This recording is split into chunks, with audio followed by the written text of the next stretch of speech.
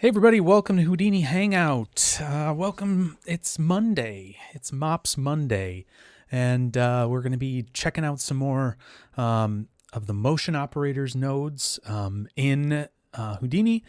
Be playing around with some of the, maybe not, I'm trying to figure out what to call these because they're not really that far outside of the normal of, what MOPs does, but it certainly are, there's certainly a couple of the maybe ones that you might not have played with. They're not, fall off or anything like that. They're not, doing some of the more mo-graphy type things or affecting simulations. They're a little different stuff, like playing with the camera blender and, playing around with the typography tools. And so we'll be doing that today and kind of seeing where that gets us. But yeah, for right now, we're just hanging out for a second here. I am house sitting and dog sitting this week, actually. So I'm kind of shuttling back and forth between another house locally and here. So I'm like kind of running back and forth to get here, but it's good. If I need anything from home, I'll be here for, for whatever reason. So it's kind of convenient for me, but also nice to be back home for a short bit. But yeah, so we're here at the beginning of October. If you haven't seen it already, you might have seen that Houdini 20 is close to being released and announced. And hey, Terry, welcome to the stream. Welcome. Houdini 20 is obviously not too far away.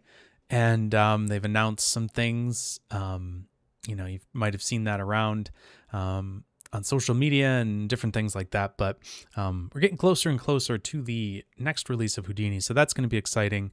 I've started for work. I've started doing some different learning along those lines. And so I'll be able to kind of bring that to the stream and be able to talk about some of those things live here.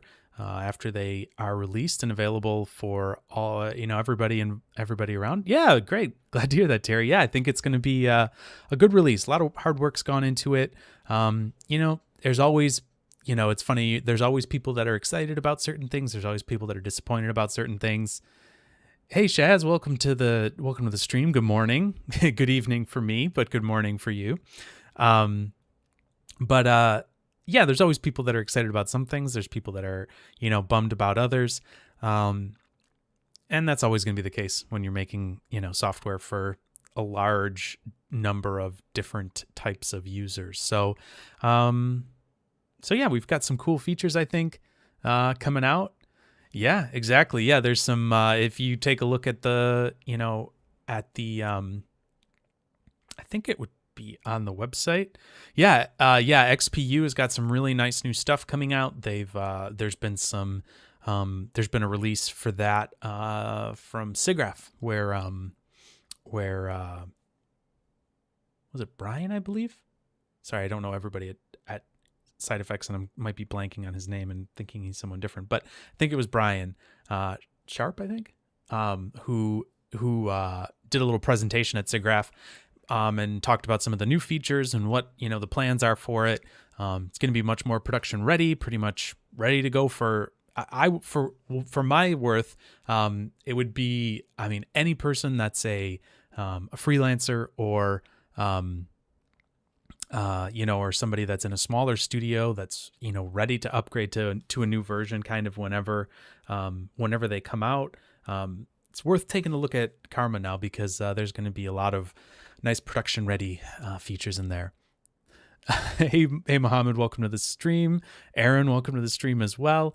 Master, jeez, that's a weird thing. Hello, welcome everyone. But there's lots of cool new features coming. I think you're going to be pleasantly surprised to see some of the direction of KineFX. That's been, some of the things there that you've seen on the breakdown for the Hive and things like that. But there's lots of cool new stuff coming. So should be interesting. Usually every little part at least gets some little love in some way. So it's always cool to kind of see what the developers have in store.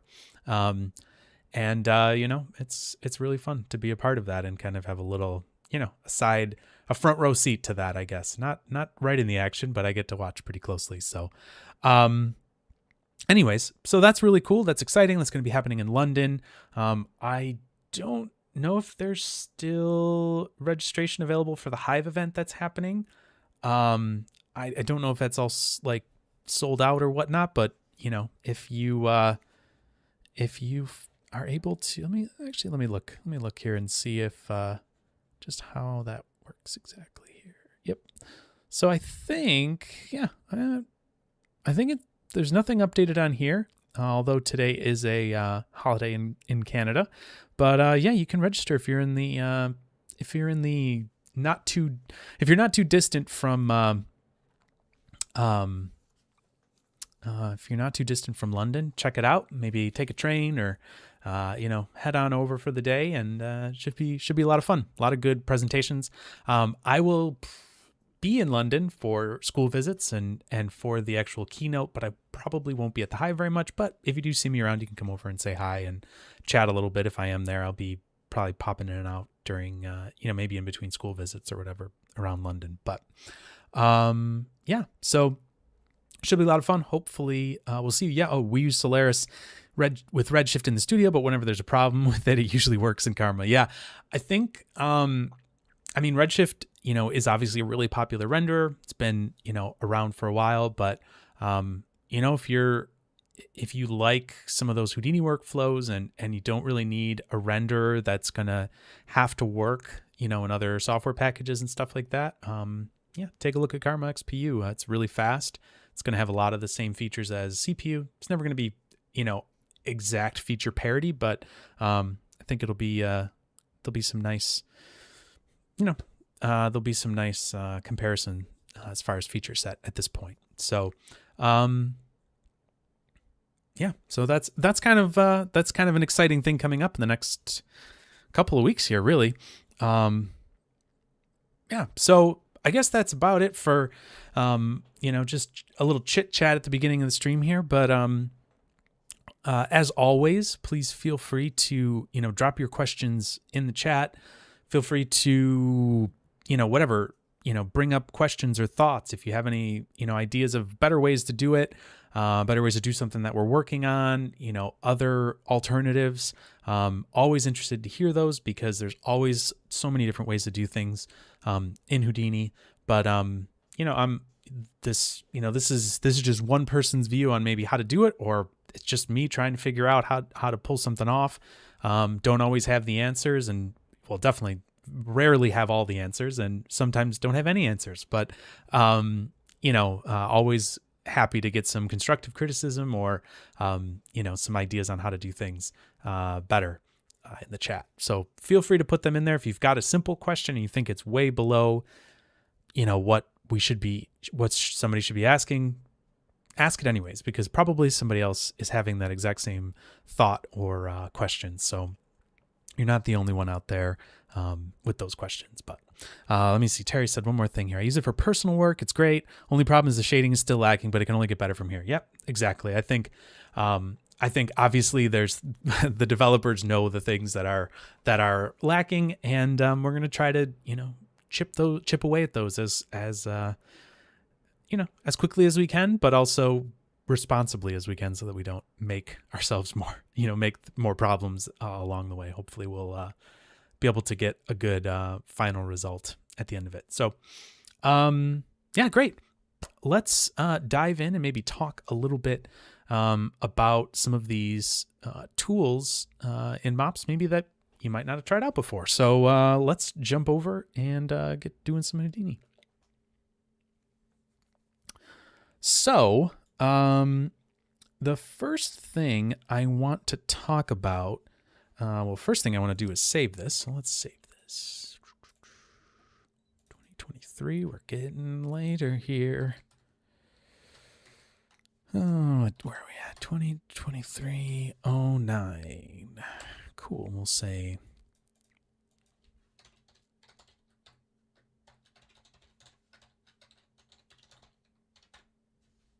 Actually, we'll just say MOPs. Specialty tools, maybe. Cool. Great. So the first thing that I want to talk about is the camera blender tool. So, you know, we obviously know MOPs for a lot of, you know, the kind of effect-based or, you know, maybe motion graphic style stuff. But if you want to use it for something like blending your cameras, there's actually tools in here for this. And normally you'll see me be like, all right, let's drop a geometry node down and we'll jump inside of it and do blah, blah, blah. But if you go in here, obviously you're going to see that there is no MOPs camera anything. So we don't need a geometry node for this. We're going to do MOPs. If you just type MOPs out here, there's only one object level, you know, HTA. This is a MOPs camera blender. What this actually does is going to drop down two nodes for you. It's going to drop down the camera blender and then kind of your output camera here, right? And so what this is going to do is basically take the incoming cameras here and kind of blend those together and create a camera for us here at the end that we can actually use that will be a blend of all those positions together. So there's quite a few settings on here, so we can kind of play around with this a little bit. But what we should do is we should probably get some geometry in here and kind of make a little scene that we might want to do. So let's do that. We'll leave that there. We'll just leave that for our camera stuff. Let's just throw down a couple test geometries so we can have something. Let's do a toy. Let's do a pig. We'll just set up a little scene here, right? So let's do a crag as well because he's moving. That should be kind of a good target. So let's do this. We'll take our rubber toy. We'll move him over maybe a little bit over here. Like so. And then we'll take our pig head. We'll move him over here a bit. Like this. Maybe scale him down a little. Cool. All right. And we'll just kind of stick him somewhere where we can get, yeah, cool. All right. So the idea here is that this is a way, let's just do this. I'm just going to sort these all together. We'll just say, make a little note, a little thing here, network box. We'll just say geo. And we'll color these guys just so we can see what's going on. All right, cool. So that's just our geo, whatever. So obviously Craig is going to be walking here, right? And swing his hammer around, right? So we've got kind of some different things that we might want to, you know, take a look at here. Let's first maybe we'll have Craig, we'll just freeze him in place for right now. So we'll do a time shift and we'll just maybe make a couple different targets here just as he's static. I'm going to use this to do the time shift. That's through, I think QLib has that. And that's just a preset. I'm just going to hold them in place there. So cool. All right. So we've got our objects here. So let's make a couple cameras. So let's do first one. We'll have like maybe like a little hero shot of each of these. So let's do a camera here. We'll do control and add a camera. We'll just call this one something like flip cam. And we'll just kind of move them around a little here like so. Cool. There's our flip camera. I'm going to unlock this so that we don't move it. Let's maybe grab a crag camera. We'll do like a full, maybe like a full body crag shot. Control click on the camera up here again. And we'll maybe just move like, maybe not full body, but like that. That'll be our crag cam. And then let's do one for the pig as well. We'll maybe have this one come in a little closer here. Kind of just playing with this on my own here. Not really sure exactly how we'll get some results here, but we're gonna play around with this and kind of see what happens, see what we can get up to. We'll say pig cam. All right. So what we can do here is we should be able to take all of these and just shift clicking those and put them in like that. Cool. And then when we get to our cam 1 here, we should be able to now blend between all of these. And if you look here, we have a blend. So we can blend to Craig, then blend over to our pig head, right? Just like so. So if we wanted to, we could say, all right, at frame, maybe we'll start at 12 here. We're going to blend. We're going to start there. We'll have this go, maybe over to 60. We'll have it kind of come over here to the Craig camera. So that should be at something like that. Boom. And then if we come over here, we'll blend it all the way over to the pig camera. And actually, you know what? We don't even really need, we could have it this way because this is going to kind of go like that, right? But we don't really need that. We could just actually pull this out like so, or sorry, I could just keyframe, remove keyframe. We could just have this kind of slowly work across all of these, right? And we could enable smoothing here. And that's going to kind of get us a bit smoother between all of those, right?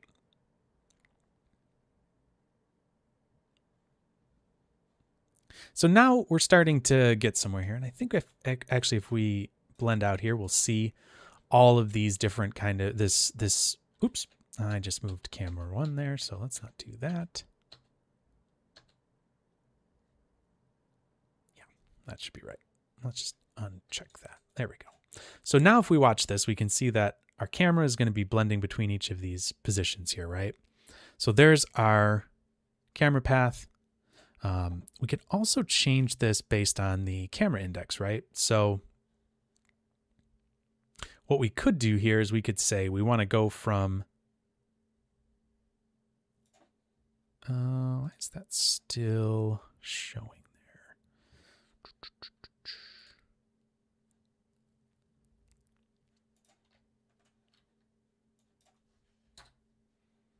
Take that out. Okay. So what we could do here is we could have, I don't know why that's, what did I keyframe there? Oh, I did this.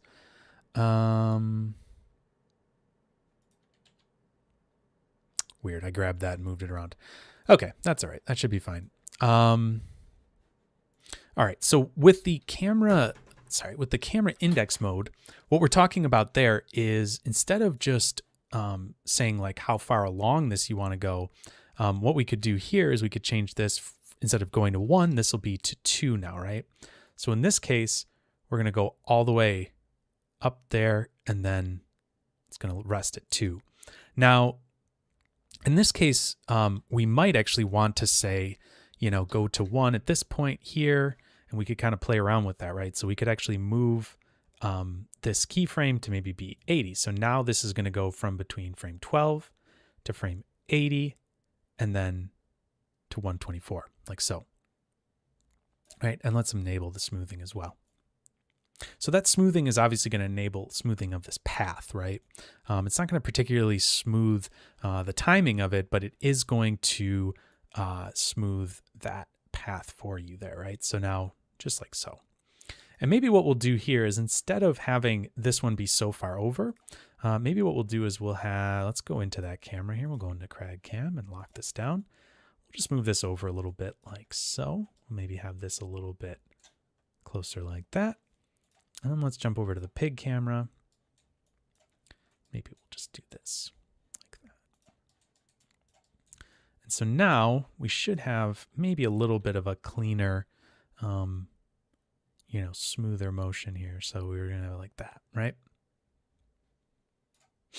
And so if we look at camera 1 now,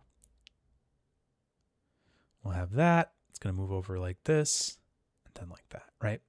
So we have a way to kind of blend between each of these cameras, right?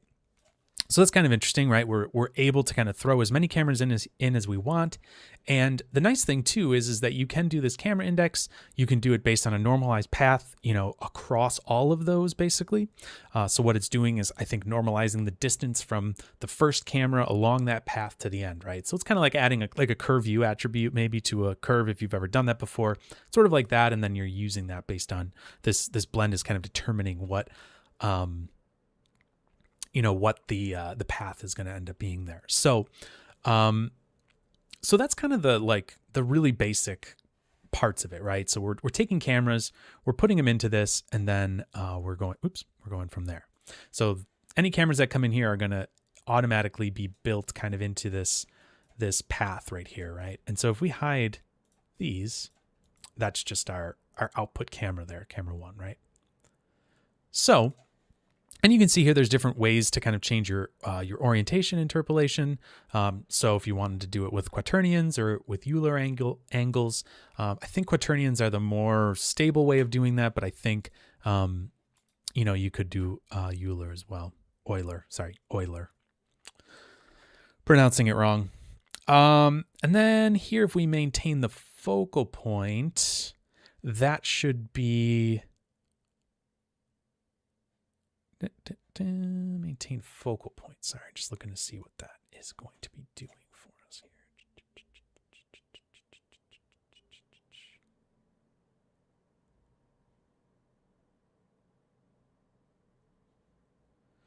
Interesting. I'm not sure if that actually, I didn't play with that. Is that? Yeah, that's what that's doing. Okay, so that's trying to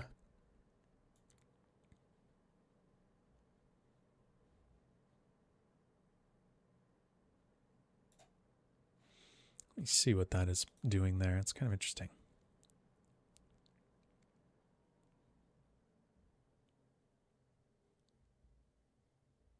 Oh, I see. It's trying to maintain the focal point, I see, between each and every one of those. I see what's trying to happen there. So I think, like, for example, if we were doing something here, let me turn this off. So if we were doing something, all right. So instead of this, we're kind of sweeping across each of these objects, right? But let's just say we wanted to build something that was a little bit more rotational, right? Let's build another one of these. Let's do another camera blender. Cool. There's camera 2. And let's just say we wanted to rotate around, just around this whole thing, kind of, right? So let's start it like this, and we'll kind of have maybe Craig in the middle here, like that. So I'm going to open this toolbar up again. So there's our first shot right there. We'll just say pause 1. And then we'll grab another location over here, maybe with Craig in the middle. Do pause 2, like so.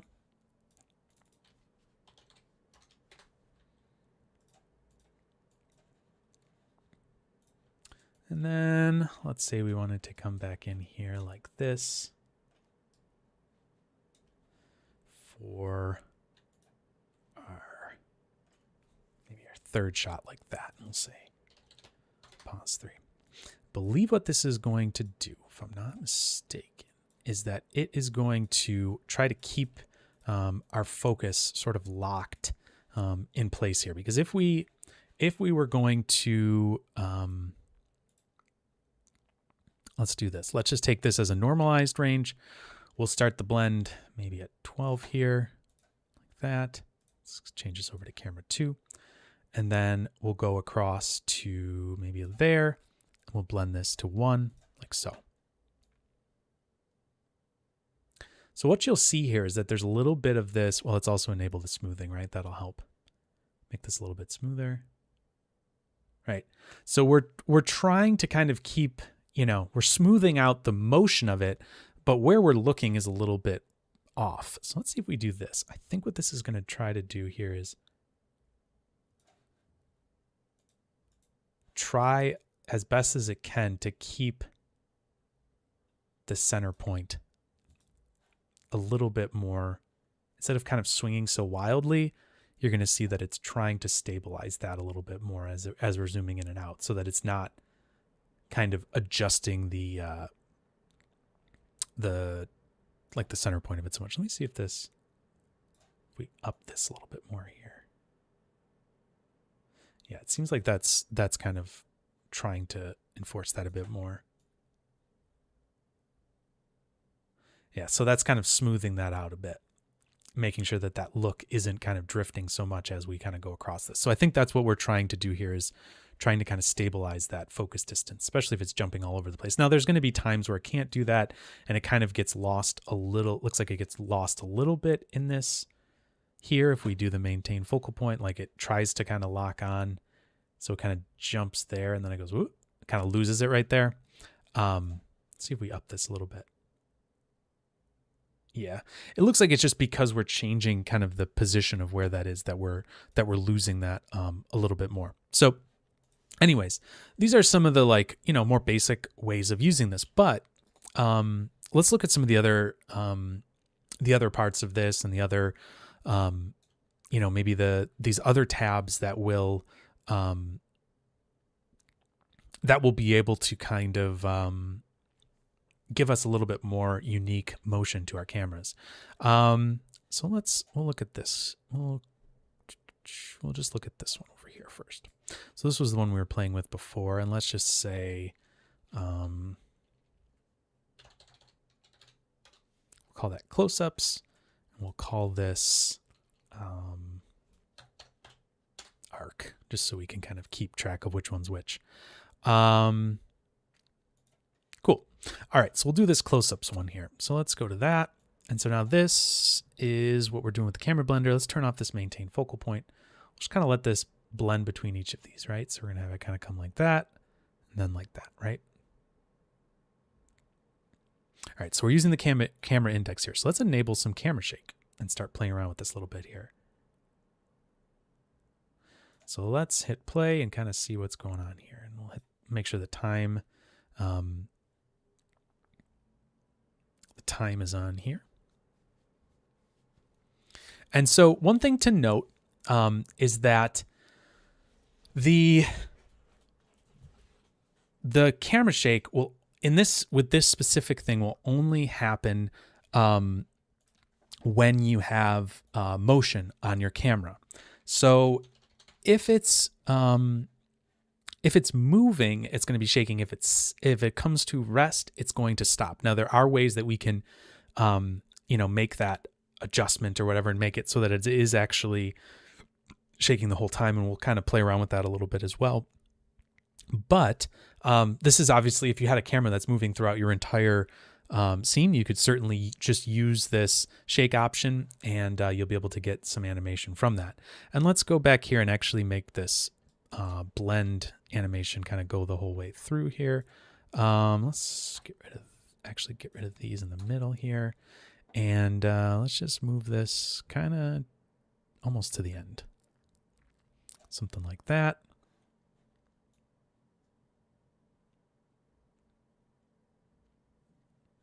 And now as we play this back, we'll see that this is going to have some kind of wobble and rotational shake and things like that happening throughout the entire animation here. The other thing that we could do is we could mask the shake by speed. So depending on the speed is going to adjust the amount of camera shake we're going to get. So maybe if we bring this down a little bit. So this, what it's going to basically do is kind of allow you to kind of blend in and out of that, right? So if you wanted the shake to start when you get to like a certain speed, you could maybe do like 0.1 and then maybe 0.75 is where the maximum comes up or something, right? So there's maybe more shake in there. Or we could say this is even lower.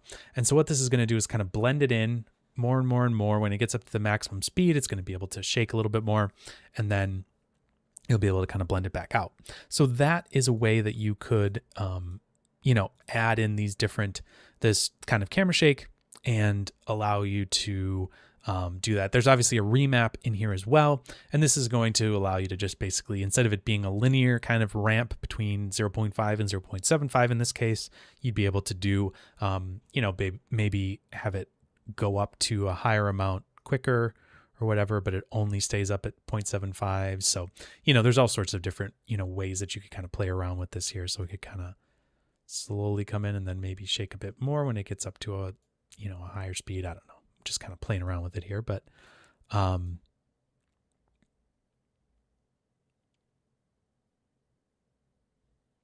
yeah. So basically the remap is going to just change how that kind of blends in and out, right? Hey, Flob, welcome to the stream with your A1 English. I don't know what A1 English is, but I can understand you, and that's better than I could probably do if English isn't whatever maybe your first language is. I wouldn't be able to speak, so doing better than I could. So welcome, glad to have you. Okay, so we've got this. We're doing, we've got some camera shake that we can obviously add as well. We also have the ability to change the noise properties here too. So, we can change the amplitude, the frequency of this noise. So if we wanted it to be higher frequency noise and be a bit, let's see here. There, it's like quite a bit choppier and bouncier, right? The noise frequency is really crazy. You could do that as well. Now the other thing, actually, this is the one I guess that we could do, is we could do this time varying noise. I believe that that's going to do it and keep it shaking. So in this case, we don't want match shake by speed on, right? Because now when we get to the stop point, it's not going to scale it. It's going to keep it going. So here's where the noise where we can kind of drive this and allow it to be able to continually shake the whole time. And if you've ever done any camera work in CG, there's always so many things that are such a pain. And so doing a process like this where you could have your camera, set based on, I'm going to turn these off so we're not seeing these. I think we're running into these guys. So let's just turn those off. Not sure if we're seeing something in here somewhere, but so now we're able to kind of have this nice animation here that we can add in, this nice lively little bounce to it. We don't have to do anything with adding chops in, which probably is what's going on inside of here. I don't know how Henry's doing all of this stuff. I don't know his magical abilities of development, but my guess is there's probably some chops happening here. There's a whole bunch of stuff. I mean, these are things that you can add to your cameras and things like that in standard Houdini, but having the ability to have a custom made set of tools that give you this kind of control over it is just really, really nice. Like you don't get this this is stuff that would take you time. And so if you're doing this kind of stuff all the time, it's just a huge win and a no brainer. So, taking a look at some of these tools, like I know that this is something that I definitely miss from Cinema, because Cinema has some of these tools that allows you to blend their cameras together easily. There's ways to switch them in Houdini by default, but this takes a little bit more time to set these things up. And so here it is, all set up for you, ready to go. And you can play around with all these different noise attributes and things like that. Again, if you want this to be really, really bouncy noise like that, like really high frequency noise, like it's almost like someone stepping, you could do that. We could turn the amplitude of it down. So it's something like that, right? So we've got this little like kind of moving, bouncing type thing like that. And now it almost feels like we have like footsteps as they're walking or something like that. So, just a really nice little thing to add to your camera movements to make it feel that much more lively and kind of realistic, I guess. I mean, it's not an actual thing that you're doing here. It's just kind of, playing around with the way that you could have cameras, it's kind of a fake noise effect, but it's, I think it's a nice little added thing, and you play around with this enough, you're going to be able to get some nice features in there. Let's play around with physics a little bit here because, let's see here. I'm going to jump out of this and just see what it is we're working with here. So,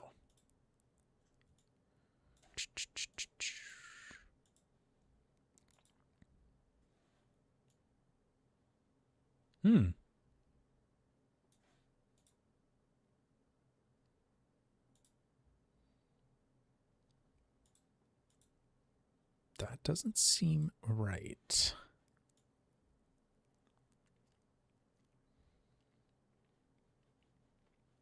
I might have found a bug there. I'm going to have to look at that because I don't know why that's not working. All right. Well, we'll leave that for right now.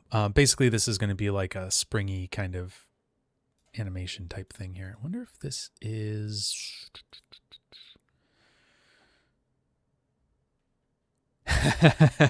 There you go, Terry. I mean, that's, yeah, it's a great, you've got a personal setup. Yeah, it's a nice little thing. And I was talking to Henry a little bit, just, you know, afterwards, and he's like, he was mentioning that this was one of the things that a lot of people don't always know about. I'm like, oh, that's awesome. Let's talk about it. Cause I mean, it's a really nice thing to have, obviously.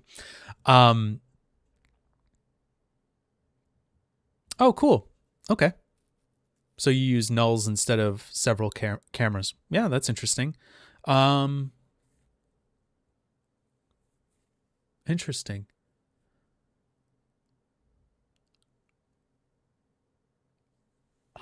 How would that work with, so it doesn't get cluttered? Yeah. I see what you're saying. Just visually. So like as you're, then another set of nulls for focusing. Got it.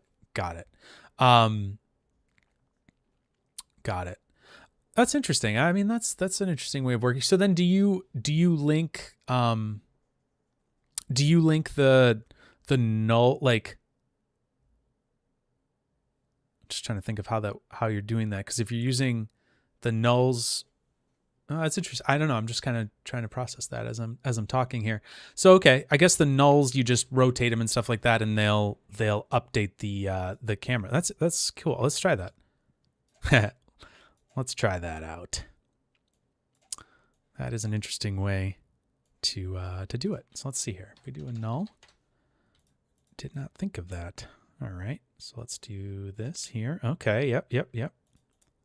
Got it. That's cool. So if we take null 2, move that over here like this.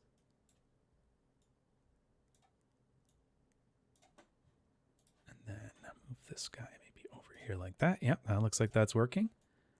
And then you just, right. Check Discord. Cool. That's fun. That's a fun one.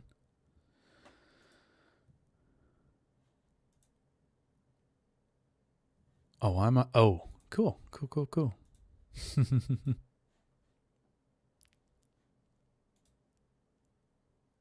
Oh, okay, cool. Okay, so what he's saying is that you can do just like this, right? And then, yeah, I don't do a ton of camera stuff in here. So what we would do is something like this, right? So this would be, you know, your camera blender like this. And then do something like this where you'd have another setup for, you know, your targets here.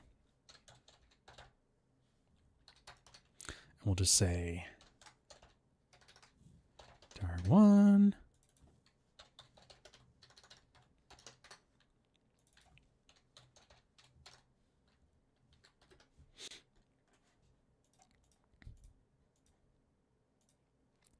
I love this. This is fun. People don't often send me stuff in the middle of streams. Very cool. Thank you. So then what we're doing here is cam 1, cam 2. The only reason I'm naming these is because so folks can check it out later if they want to. What am I doing here? No, it's L. That's what I'm looking for. Shift L. Control L. What am I doing? I'm sorry. My brain is broken right now. I can't lay this out for some reason. Anyways. All right, cool. So we'll do that and that. And then what we do is we do an aim. Wait a second. Oh, he uses, nice. Gone to war with this setup. Nice. So he is using, okay, so you're using the QL. Yeah. So a QLib node here, and then using it this way. So then doing like this and like this. Then I think this goes here. So then I think if we had these guys,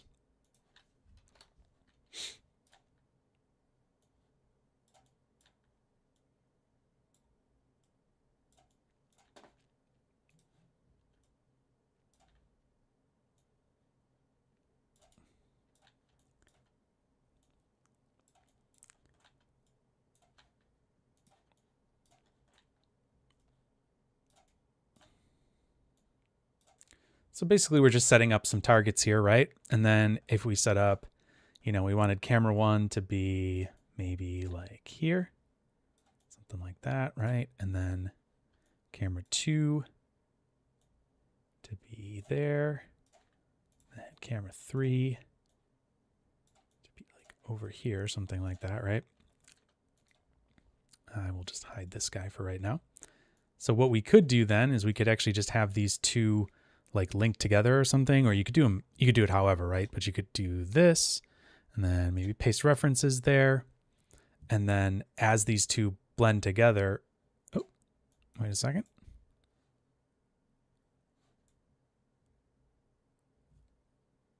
Did I plug that in wrong? Maybe I did. Oh, right. The physics was turned on. That wasn't working right. Okay. So then as you blend these together, they're going to look like that, right?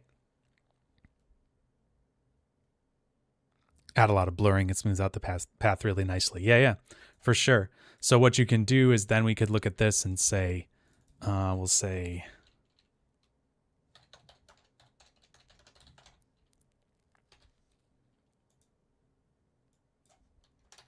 just call this SEP, cam, and target, like that.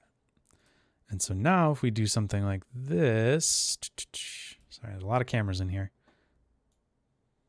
We should be able to see that. What's going on here? What did I do?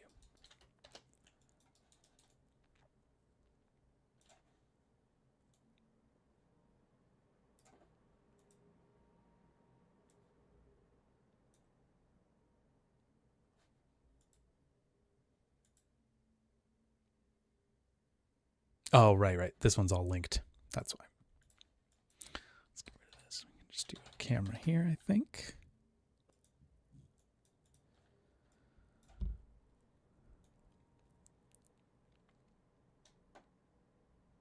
Yeah, that should do it. All right. We'll call this.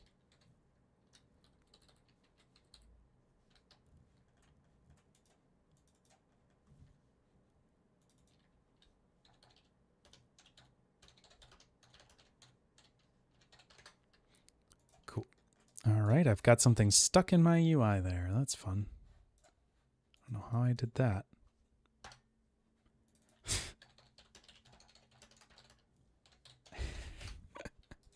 Always fun to do things live. All right, there we go. So now if we do this, we'll see that these both kind of move together, right? And they're just going to go like that. Oh.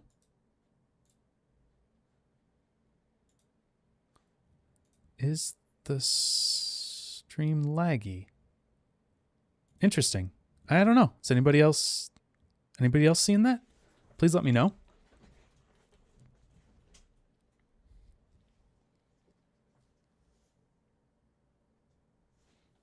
You can always check it out over on YouTube if you'd like. You can, the HoudiniHangout.com has links to both of them. So if you're seeing it on one and it's lagging, yeah, try it. Maybe switch over to YouTube if that's better for you. Give it a shot. Cool. Okay, that's good to know. At least it's not. Hopefully not something on my end. All right, so I'm just going to do this here and call this, try to organize these a little bit better. We'll do this and we'll say,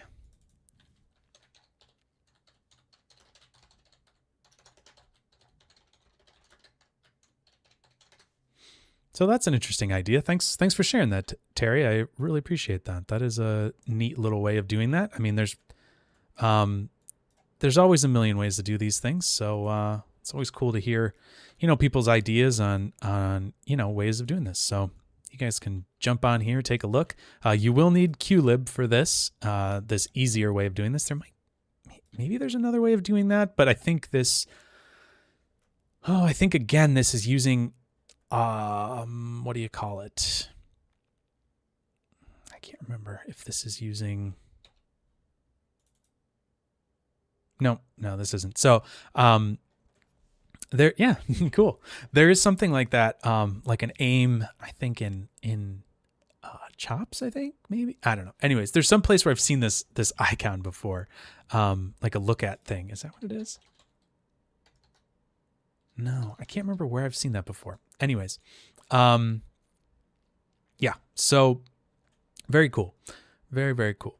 All right, let's take this, get rid of that. All right, so let's go back to kind of walking through this a little bit and talking about what it can do. So let's just turn this guy off here, and I'm just going to hide all these as well. Cool. Our object level is going to be a little crazy in this one, but should be interesting. Hopefully you can kind of play around with it a little bit. Cool. All right, let's go back to the close-ups here. That's a little bit of a different camera here. So, and the one thing that would be really nice about what Terry was talking about there too is that you get a little bit more control, like after control over some of that pointing and stuff like that, which is kind of neat to be able to adjust how the pointing of it goes without having to jump into each and every camera. You can just kind of adjust that as well. So that's kind of a nice little feature there.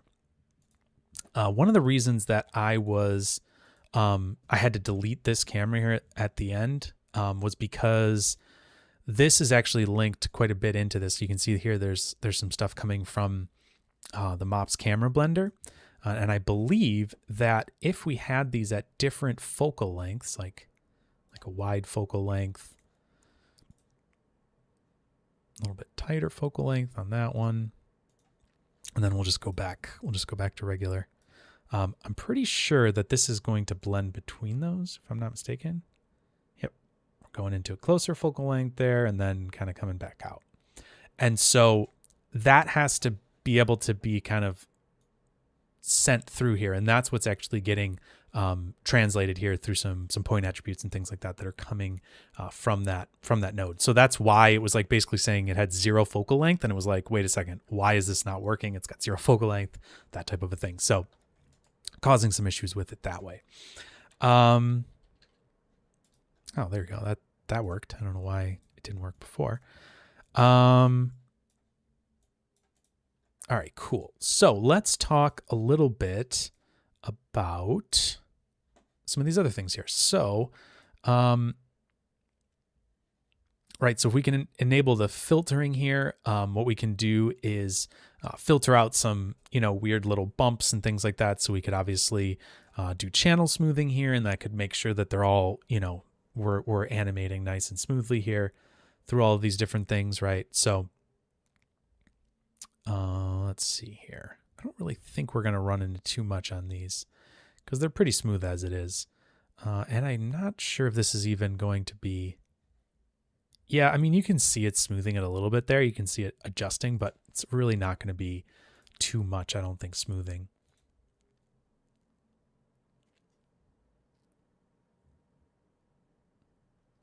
Oh, Ivan, you're asking, what am I talking about today? We're talking about some of the other MOPs tools that are a little bit maybe less talked about, maybe just kind of a little bit, maybe kind of the extra kind of specialty tools and stuff like that. And this camera blender is really, I think, one of them that you'll find is kind of an extra little nugget in here that not everybody always knows about. So it looks like in here too, we can enable some lag and overshoot here. So, all right, so let's try that. All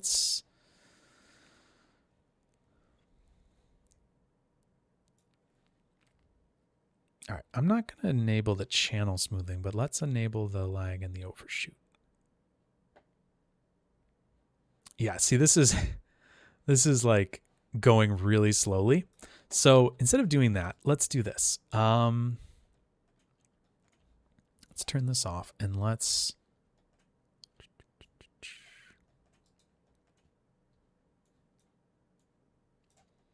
just going to put some some network boxes around these just so we can kind of keep track of what I'm doing here. If you open this project up afterwards, so we'll just say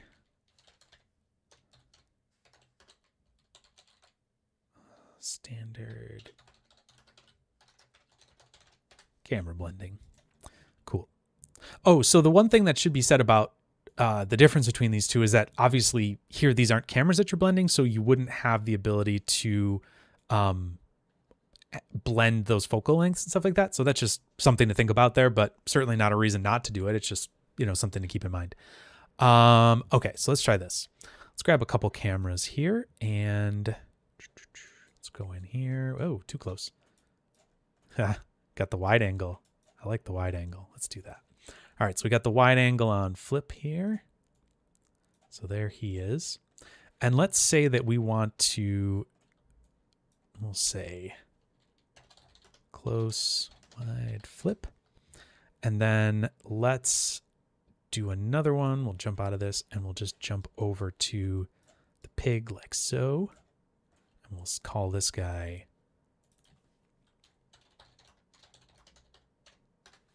close, wide, pig. And then we want to do another camera blender. I also love that the icon for this is a blender, which is just lovely. Why is that camera over there? Come on.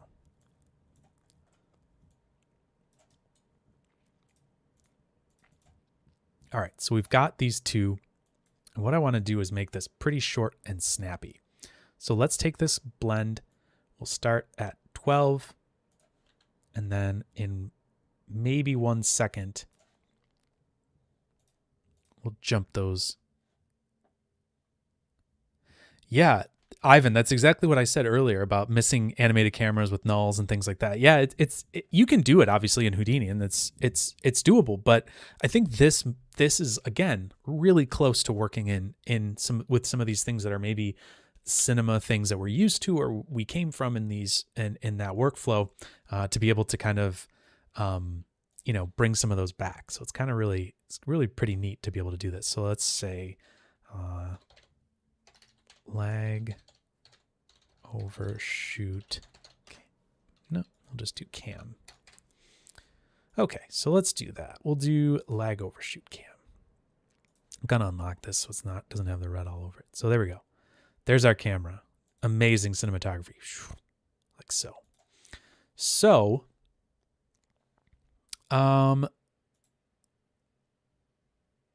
what we can do here is we can go into our filtering. We can enable that. We can enable our lag and overshoot. So let's see here. Yep, let's try that.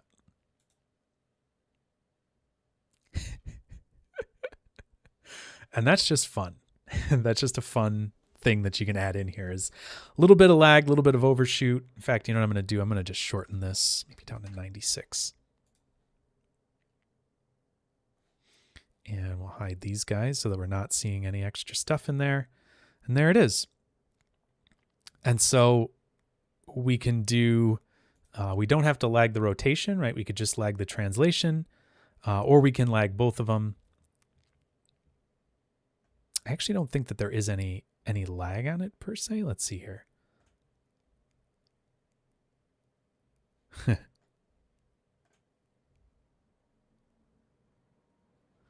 That's fun. Let's see if we... Yeah, so the lag is going to kind of give us this weird kind of drifty...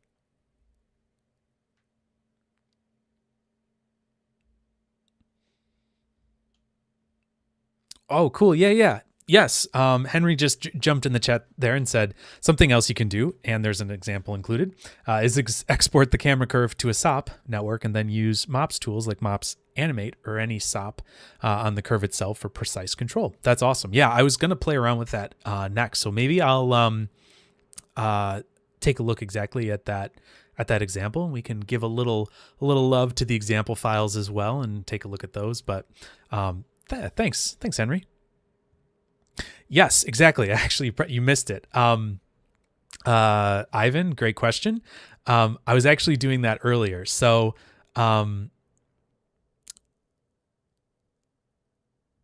yep, MOPs aim is an excellent idea. Yep. So, what we did was, I think for this close-ups here, I was playing around with it a little bit.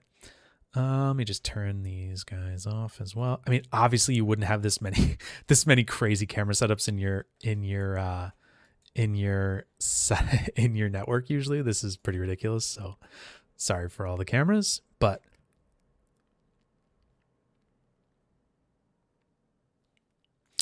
Ooh, interesting. Making a camera rig using MOPs.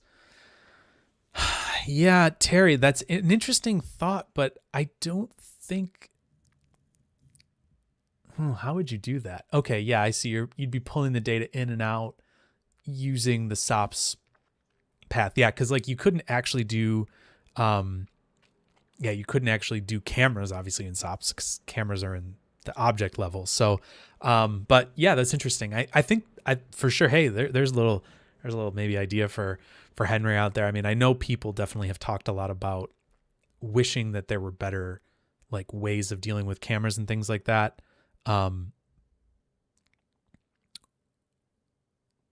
Yeah, I see. The camera lopper goes inside the transform you modify in SOP create. Right. Okay. Yep. Makes perfect sense.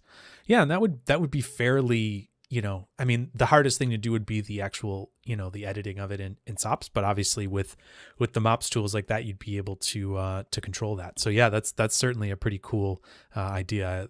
Yeah, I think there's definitely the need for some better camera tools in LOPs. I know I've heard that from quite a few people, and I mean, for sure. I mean, it's a kind of a whole new context and way of working. And so it's one of those constant kind of, yeah, I actually do love Solaris too. I know people are really freaked out by it, but almost my entire, first year plus of working at Side Effects has been trying to teach people about Solaris and teaching students. And, it's fun. It is really fun once you get into it and like play around with it, but it can feel a little intimidating because the logic behind it is not, it's not a Side Effects like Houdini kind of logic that has built it. So it does go against it in some ways. So you have to kind of understand some of those little nuances here and there. You can get away with not having to know all about USD, but there are certainly some things that'll cut you out if you don't know about them. Yeah, they did, didn't they?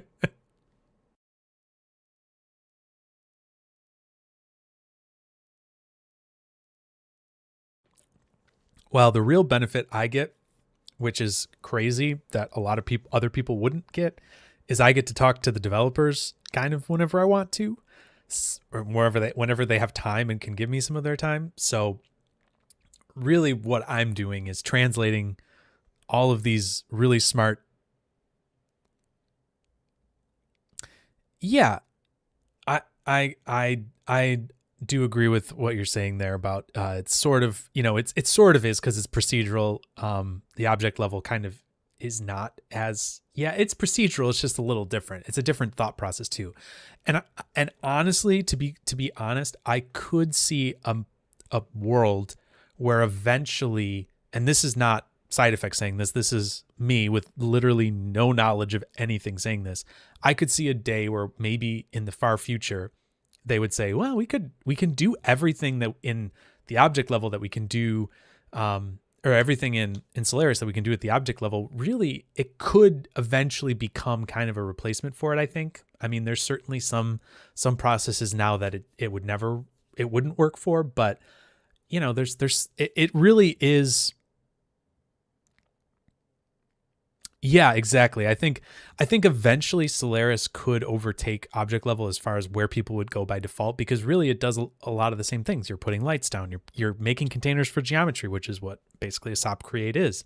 You're you're doing a lot of different things. Now probably the only thing that wouldn't really work well for that, and sorry, I'm just kind of chatting off on tangents here, is the people that purely want to do visual effects work and purely want to do effects-based things. I think there would be some extra overhead with Solaris that wouldn't always be great for that, I think. So I think if it gets to the point where Solaris can be kind of visually as fast as far as like any type of simulation you throw at it, anything like that, and like all of the importing and exporting that happens, not importing and exporting, but changing of context that happens, from object level to SOP level and all that stuff. If that could be equated to the same as, what you're doing here, where you put a geometry node down, you come back up, and it's like, it plays exactly the same. I think that's maybe the biggest barrier right now is it's just this is kind of true Houdini. There's nothing, it doesn't have to translate into anything. If that translation could happen quicker and like reliably every single time, that would be the real time when you could kind of start to move away from object level. But this is just me chatting. I don't know. Yeah, transparency is huge. And that's really the thing that I think people lament the most about the change from Mantra to Karma is that there can be some loss of that. Just like you throw anything at it and here it is. Oh, hey, Zach, how's it going? Welcome. Yeah, no problem. Anybody's welcome anytime. But you throw anything you want at Mantra, right? And it's kind of just does it. It's also the legacy of years of development on it, and everything has been kind of battle tested. But anyways, we're on a huge tangent here. But yes, let's take a look at the other workflow there. Oh, sorry. Ivan brought up the shake thing, the camera shake. We actually were playing with it here, and I think I enabled it here. And then you can kind of, let's see here. Let's change this to close-ups. And you can see here we've got a little camera shake type thing going on. So there you go. If you extend the length of that, you'll see where does its whole, looks almost like walking kind of. Anyways, so here we've got,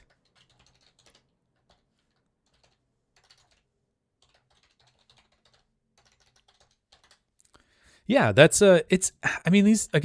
isn't like the flashy, incredible stuff that, you see a lot of times with MOPs. This is a little bit more of the utilitarian stuff, but I mean, it really does add that level of kind of like, ooh, it's cool. Like it feels like someone's walking, or it feels like, whatever. So, yeah, I'll take this same thing here and just, no, we'll just leave it. Yeah, it kind of is. It is kind of like the Gorilla Cam plugin. Yeah, for sure. Because truly all wasn't vanilla in Cinema, right? That's kind of where a lot of these tools come from, or at least the ideas for them, I should say, come from. But yeah, the Gorilla stuff, the Grayscale Gorilla stuff, they did a ton of different stuff with their camera plugins and all that kind of stuff. By the way, that's like, it's so funny to me, like thinking about this right now, and just like for me, that was where I learned. I mean, everybody learned from Grayscale Gorilla, right? But like, I remember before he even had like the logos and all that kind of stuff, like I remember him just doing his tutorials. Like, I mean, I think I started learning C4D in like 2009-ish, and he had maybe like the year before started posting videos, and it was like, it's just so funny to see like where that whole process has come and everything. So what do you mean? This is beautiful. Yeah, I mean, this is some high level art right here. I mean, you don't see this everywhere, this is the kind of content you come here for, is what do they call this? Programmer art, right? But anyways, yeah, 2009 was when I was learning C4D. Hopefully that, I'm not sure if that's like that was so recent, or that was a long time ago. It feels like it was like yesterday, but yeah. Anyways, yeah, I'm not old. I'm getting close to 40 though. So, I mean, we're getting there. We're getting there, everybody.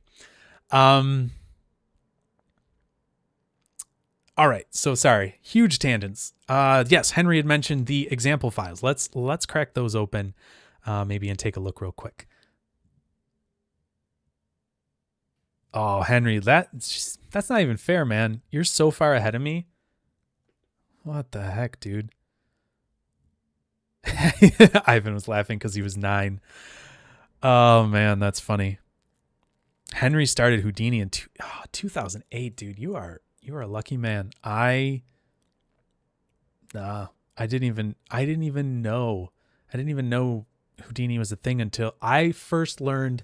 So this is my Houdini journey. I first learned Houdini in of Houdini at SIGGRAPH 2015. That was the first time I'd ever gone to anything industry related. Never had been a part of anything before. I'm from Buffalo, New York. I'm not from a place where anyone knows anything about the film or TV or any industry that's creative. And I'm opening a file in the background here. I found everybody was talking about Houdini. Like,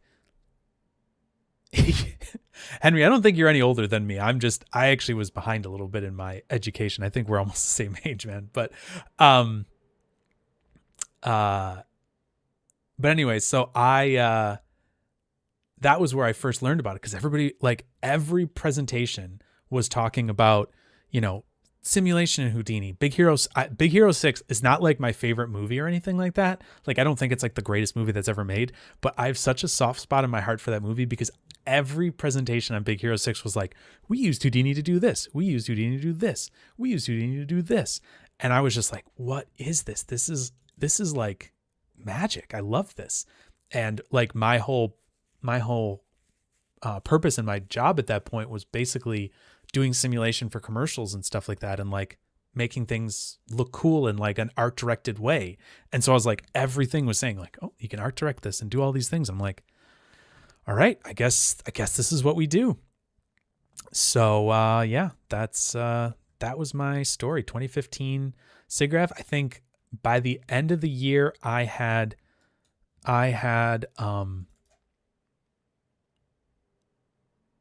talked the owner of our, owner and, whatever, into getting a license of Houdini probably by the beginning of 2016. And here we are. So yeah, that was my world. That was my origin story. All right, let's go back over to Houdini. I've got this. Which renderer did we use back? We actually rendered on stone tablets. They'd have these chisels, and you would just chisel it in. No, I'm just kidding. The renderer that we used when I first started doing cinema was just, I think Physical had just been introduced not too long before that. I remember them. I think it was like one of the first releases that they released the MoGraph tools was when I started. Like it was like shortly after that. And so Physical was the only one that existed. And man, you wanted to wait for a render? The 2009 MacBook I have in my closet, if you want to wait for a render, that's an exercise in patience, let me tell you. You'd try to do something with like global illumination turned on, and you'd wait like 5 minutes for a bucket on that. Sheesh.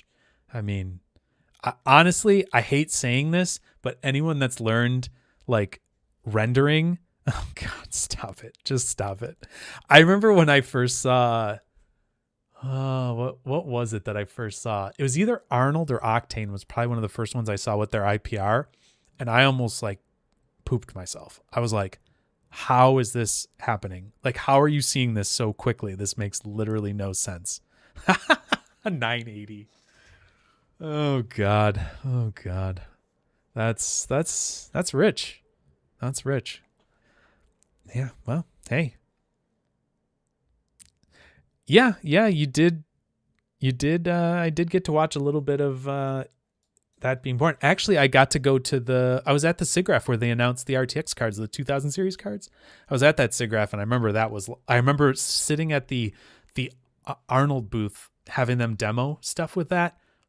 That was crazy. Talk about insane. That was like on another level, like seeing like Octane for the first time, like years and years ago. But then they show like, hey, here's what you can do with Arnold on a GPU. And it's like gorgeous and fast. It was, obviously now that would be slow, but it was fast at the time. Felt amazing. Anyways. Okay. Here's one of the example files from the MOPs thing. Voodoo card. Yes. Oh, this is so great. Oh, this is my favorite. You have no idea how mental. Yes, mental ray.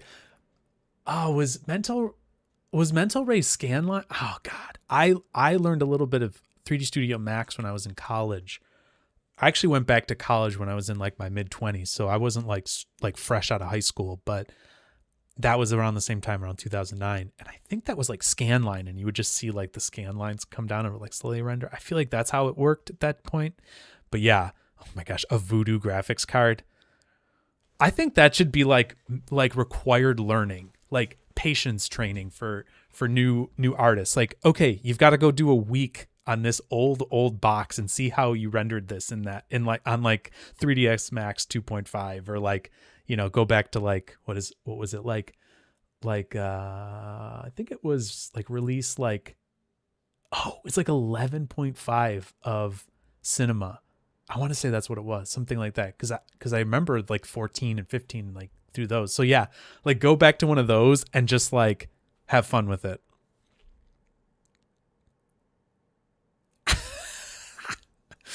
Oh, Zach, that's great. 486. Yeah, I think RenderMan, or I don't even know, honestly. I wasn't privy to film knowledge back in those days. I mean, like, gosh, I don't even know like back in the day what. Probably RenderMan was pretty popular. Gosh, it's like a history lesson. Funny. Oh man, that's so funny to me.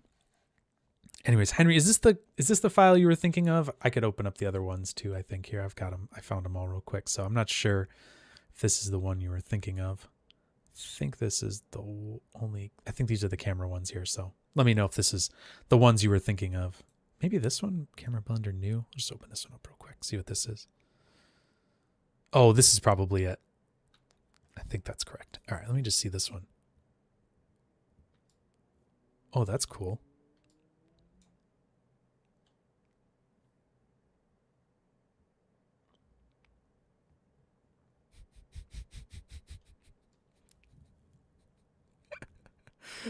Oh, I can't write a book, but I mean, I'd certainly talk about it anytime. That's so funny.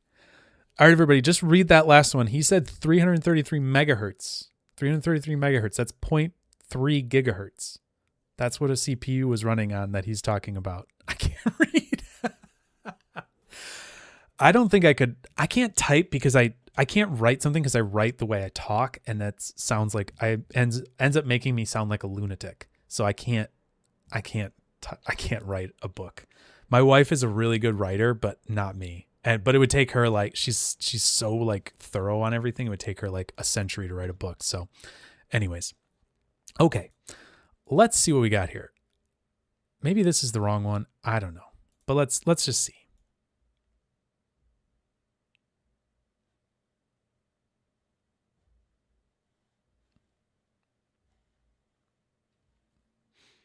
Okay, so we've got a couple cameras going into a camera blender here. We're maintaining the focal point. We're enabling the smoothing. Interesting. Oh, that's cool. I didn't even realize that. You can. This is for like. Oh, is that the 3ds Max that ran on DOS? Oh gosh. If you've never gotten to load a DOS game from like one of the old like green and white computers, you are missing out on so much fun, because you literally just the feeling of those floppy disks, like the actual ones that could bend going in. Oh, those things were amazing. I loved those old floppy disks. If you've never done that before, see if you can find one in a museum somewhere, because they're so fun. Oh, 3ds Max was Windows 98. Sorry, this has gone. This stream has gone off the rails, but I am loving every minute of it. I'm just gonna say. All right, we're just gonna go back to this other one because I think this. Sure. Either way, this is basically showing the idea one way or another.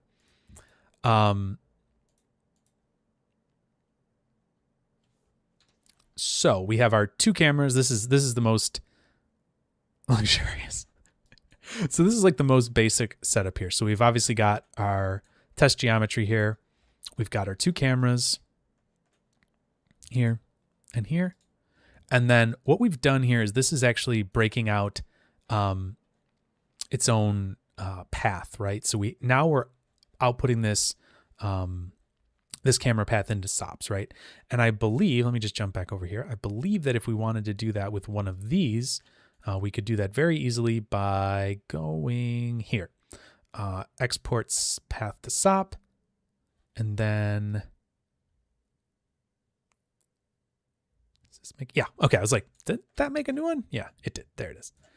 So then there's our SOP network that has the path in it here, right? So that's the path to our camera and our geometry, and it's actually this one here, not this one.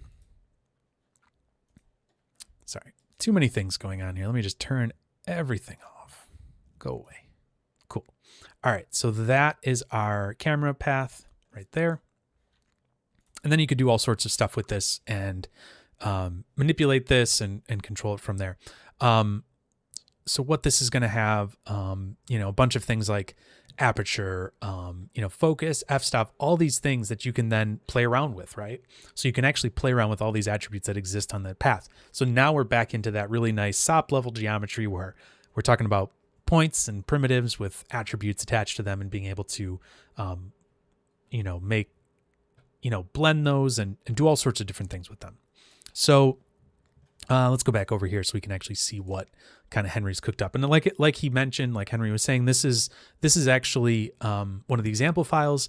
So if you crack these open, you can take a look at these on your own. I'm not going to like resupply this or anything like that, but this is all in the MOPs Plus. You need MOPs Plus anyways to be able to see these things. So yeah, so here we go. So if we come in here, we've got our object path, and I'm just going to enable this, and we can see that we just have, just 2 points here, right? We have 2 points, 2 vertices, all that stuff. And we have aperture and all these things kind of blending as we go between them, right? The other thing that I was noticing here that he kind of mentions is that if you have an extra like camera parameters or whatever, yeah. Oh, that's awesome. Black Voxels, you have literally almost the exact same computer as me. I love it. I don't have the 256 DDR. I was originally planning on upping it, and I had that set up at work and I loved it. But now I'm just like, well, I'm going to have to get another one eventually. So I'm not going to upgrade my RAM. I'm just going to wait to upgrade the whole thing. So anyways, yes, that is highly recommend. Thumbs up on that machine. But I'm looking forward to the 7,000 Threadrippers that are coming out some point in our lives, hopefully. Anyways, this extra camera parameters is nice because you could put something in like third-party renderers, camera attributes. Like in this case, he's talking about this would be a redshift, depth of field distance or whatever. So that type of stuff you could add in here to have those parameters adjusted. So that would be something you might want to use as well. And here you can see there's a Redshift camera, and these are the settings that would come on Redshift from Redshift if you're using it. And you can see right here we have, if we hover over this, we have RS, Cam Pro, DOF, distance, and he typed that, and we put that in exactly right there for the extra parameters, and that just makes sure that those are seen by the camera and stuff like that. So cool. But in here we can see that all those attributes are existing here. And then this would be the pig head, right? And so we pack that guy in, and we make sure the MOPs aim is added here. And let's see here. So we're resampling this to get a bunch more points. What that's going to do, let me see here. I actually think I'm going to switch over to my screen just so I can kind of do this a little bit easier for myself. I know where everything is. Let's just change this back to, I can change it back to dark. Cool. All right, so here we are. We're back in the dark mode and in the blender thing here. Great. So we've got all these points. There they are, and now we have all of these. Keeps me warm. Yeah, for sure. I'm actually cold today because I actually turned the heat down because we haven't been staying in our house, so I've got my sweatshirt on. But usually I am sweating my brains out anytime I'm streaming, regardless of if it's summer or winter, because it's just like I've got a furnace next to me. Yes, KG, I'm in the same boat.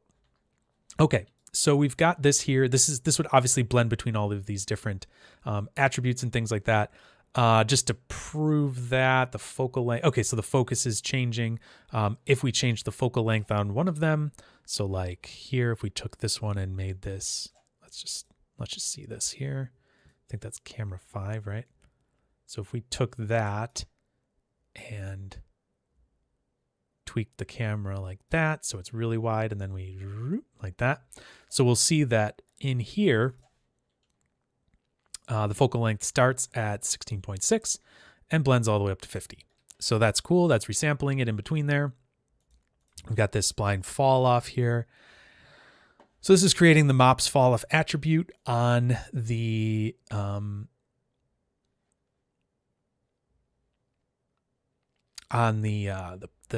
spline. Sorry, my brain shut off for a second there.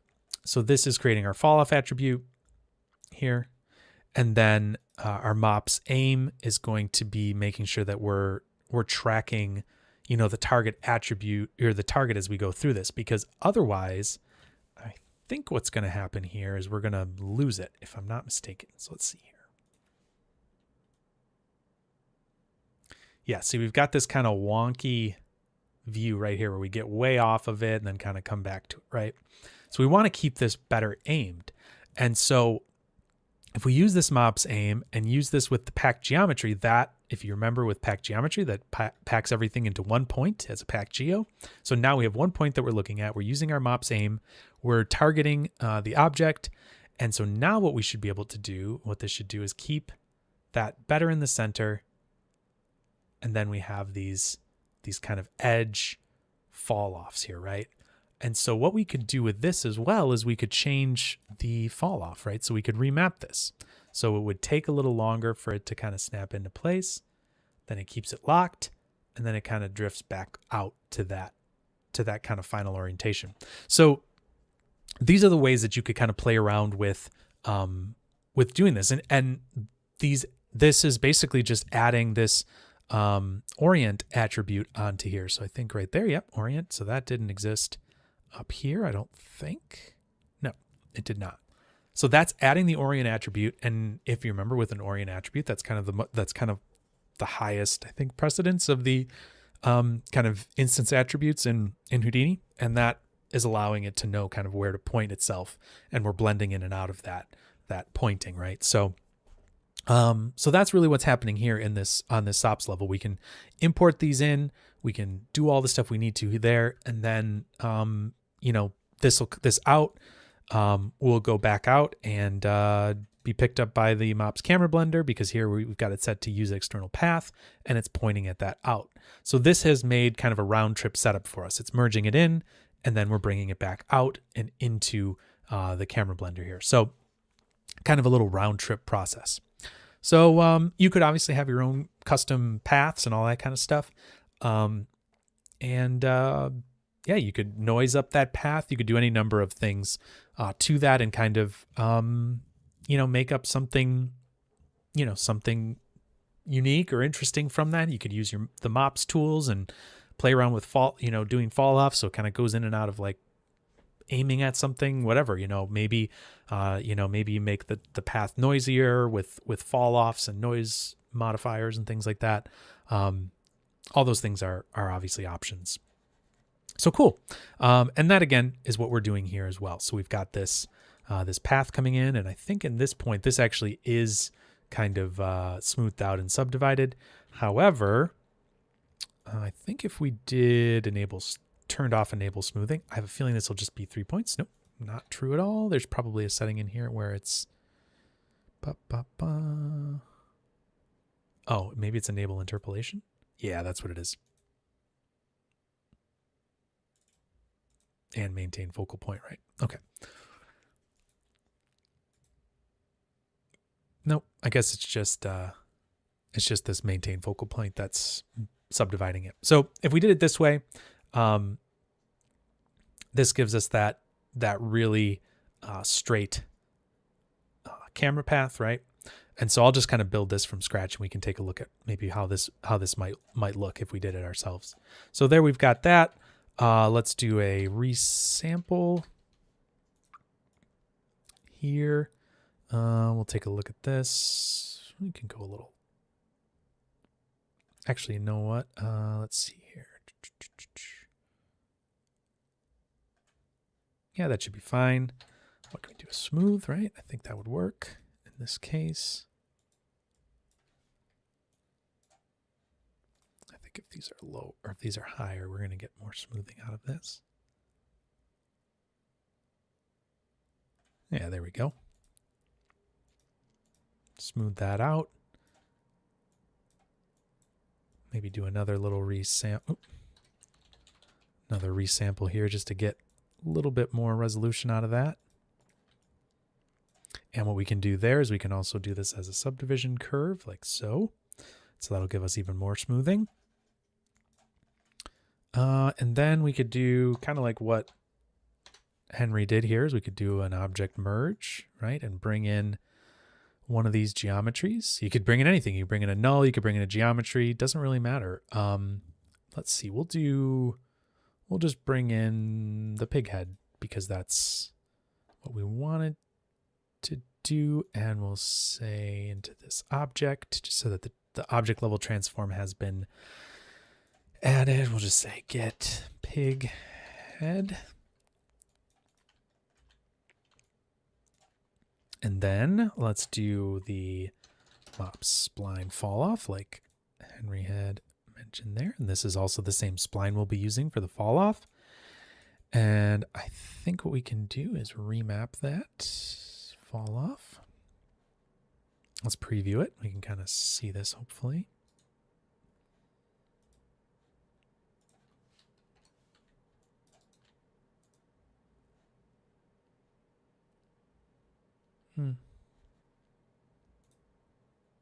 Make sure that this is actually doing what I want it to. No, we want to do, there we go, curve position. Got to change that mode to curve position. Then we can remap it.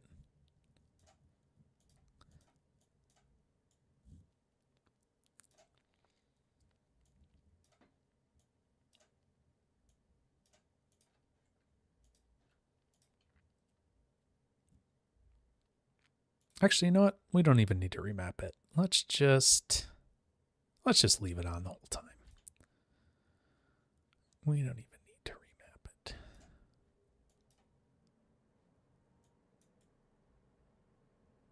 Well, actually, yeah, let's do that. We'll have it go away from it, then maybe back to it like that. Just like so.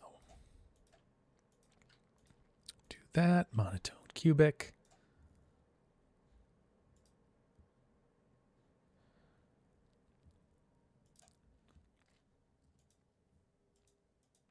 There we go. We got to turn that on.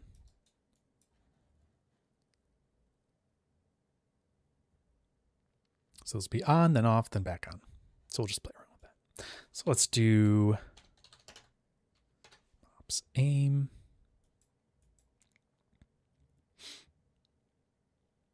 Let's be our aim target right there. We'll do the pack again, like Henry had done. Then that should, oh, I'm going to do aim at object, but we want to do, I think, invert aim because it's the opposite axis. So we don't want it to be in positive Z. We want it to be in negative Z. Let's see if this works. What is this guy called? Arc.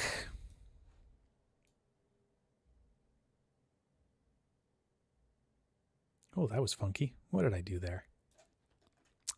I did something goofy there. Sorry. What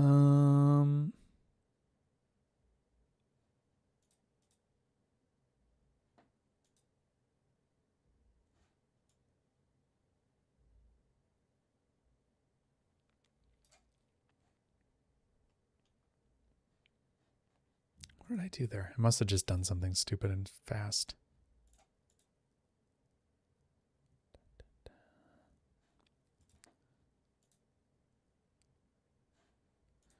What did you do over here, Henry, that I didn't do? Target object up, First aim.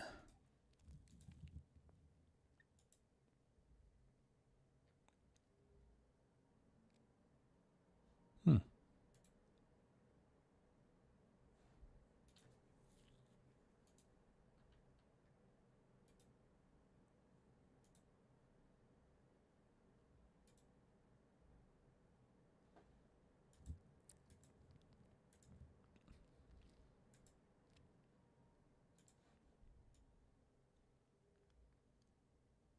I don't know why it's doing that.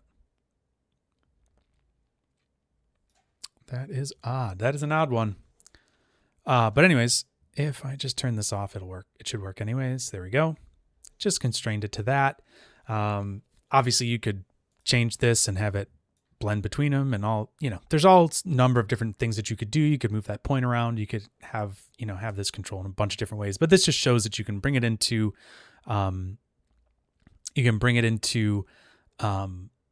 SOPs, play around with it, bring it back out. So cool. I think that'll probably do it for playing around with the camera tool.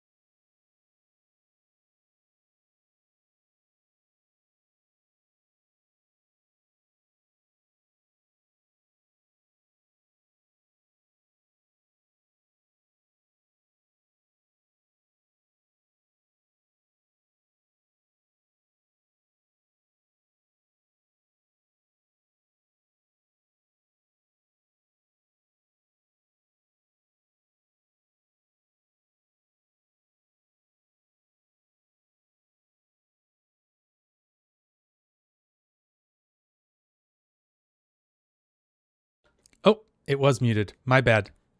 Sorry. I took a drink and then kept talking. So what was happening there was, it looks like this version 1.1 is working. So, yes.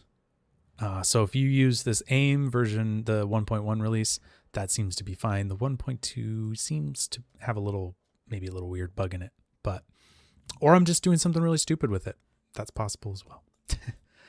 I've been known to do very dumb things. So here, let me do this. Just put a new one down.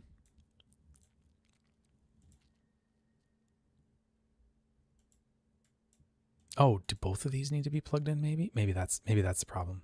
Sorry. Aim. Nope. It's like there's like a lag on it or something.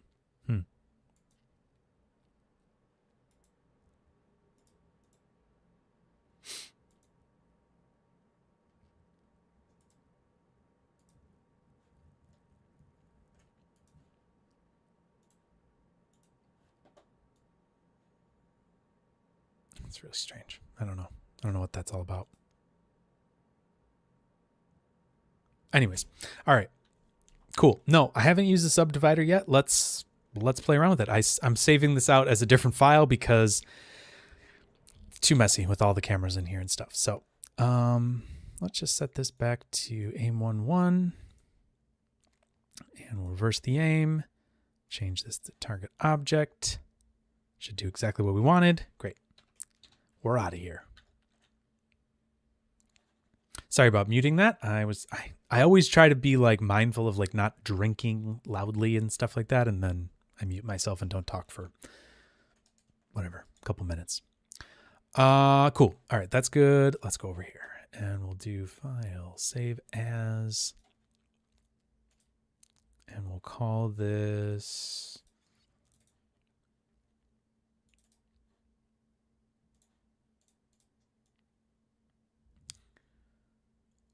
maybe we'll say like Geo. What was the other one we're gonna look at?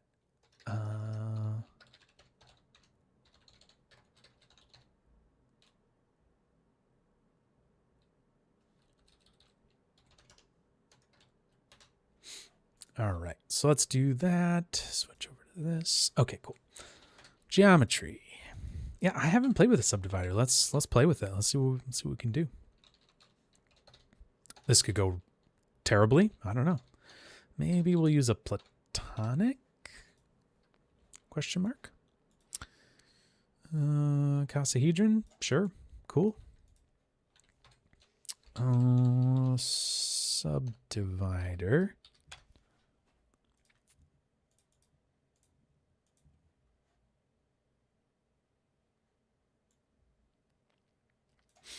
Okay, so I believe, let's just do this. Let's do a plain fall off for right now. Cool. Subdivider.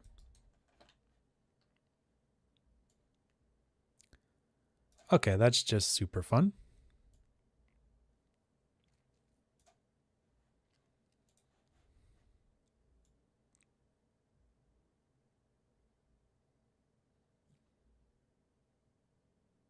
Oh, I'm sorry, guys. I'm off. I'm all over the place here. My bad. Okay, so we've got a new file here. We dropped a geo down. We're going to play around with some platonics. Man, I'm a mess tonight. Sorry, all this history talk. My brain's all over the place. Okay, so we dropped down a platonic, dropped down a plain fall off, and we're going to play with the MOP subdivider.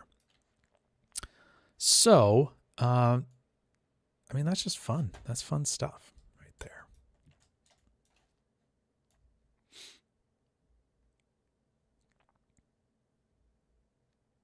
So I think we're doing like iterating on several levels of subdivision, which is cool. Let's see here, some of these settings. So if you go crazy with it, you're going to get some major extrusion strength. You go a little less with it.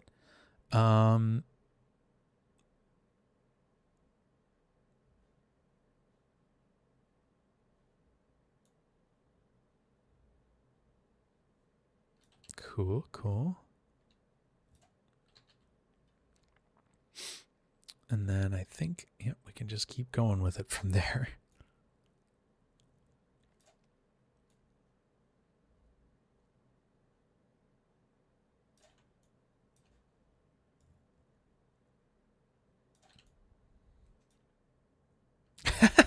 Thanks, Terry. So it's really weird. So I'll be honest, I don't spend a ton of time on cleaning up all these streams after the fact. I probably should spend more on it, but this is a fun thing for me and not something that I spend a ton of time on. And I get so sick of, like, I subscribe to my own channel just so I can see what other people see, and just like so I can see it come up in the feed and all that kind of stuff, make sure it's, posted properly, all that kind of stuff. Seeing my face just randomly pop up on YouTube is the most annoying thing in the world to me. I wish I'm glad I can keep track of it and like see if there's some really dumb thumbnail that's generated the next day or whatever, but I hate it so much. It's so annoying. Anyways, I don't like anything about anything about this stuff being public. I know it's a weird thing to say when I'm streaming myself. I just like the conversation. So anyways. Okay, subdividing. Not me. Enough about me. Okay, cool. So this is just with the plane fall off, right? We're just doing a straight plane fall off. So this is what's happening as we're increasing the fall off value, right? So I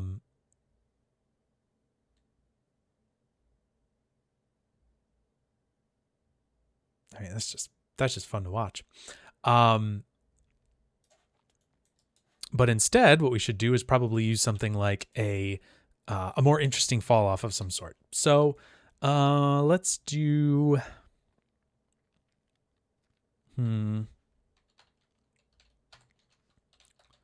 Let's do a MOPs shape fall off.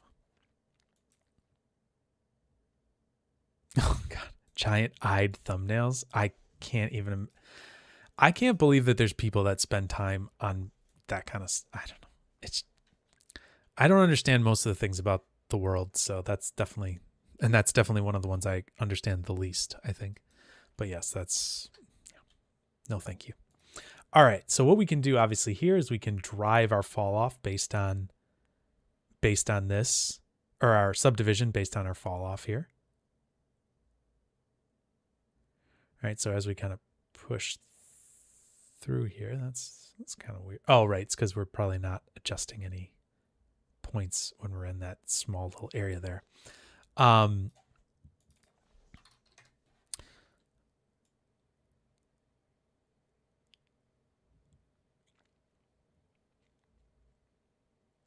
So yeah, so that's obviously making that transition happen. The thing that you need to kind of keep in mind is that the remap of it, right? Or the values that you're setting, right? Because if you're setting this to be 1 on the high end, right? Here we've got 1 for the fall off.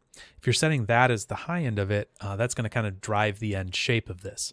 So in this case, you might want to do some remapping on it and just kind of find what you want the end result to look like. Like maybe you want it to look something like that, to make some sort of weird geometric thing. That's going to make sure that ends up being your end result. Now, obviously you could adjust the beginning too, and it'll start somewhere like that maybe. And then you could have it go from there and transition, right? Right. So you can drive that pretty, you've got a lot of control of that, right? Based on these fall off values that are being set. And that's really what's driving this, this whole subdivision kind of scheme is the values that are being set in that MOPs fall off. The other thing to keep in mind is that this is obviously happening per point.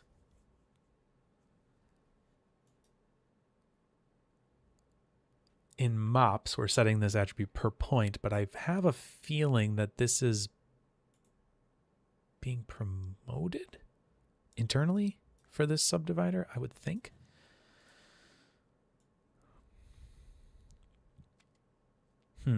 That's a good question. I'm kind of not sure now what the actual math is there, but I'm pretty sure that this has got to do some sort of like, taking each and every one of the points and kind of blending them together, right? Because it looks like the second we start touching that first one, we're getting the attribute, and it's happening to the polygon, right? Across, like evenly across the polygon. It's not like changing, in some like smooth way. It's the whole polygon is kind of reacting to it.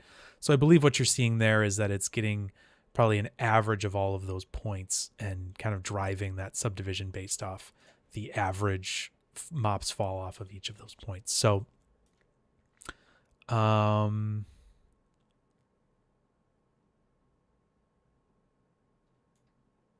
or it could be let's see. Let's try one more thing here.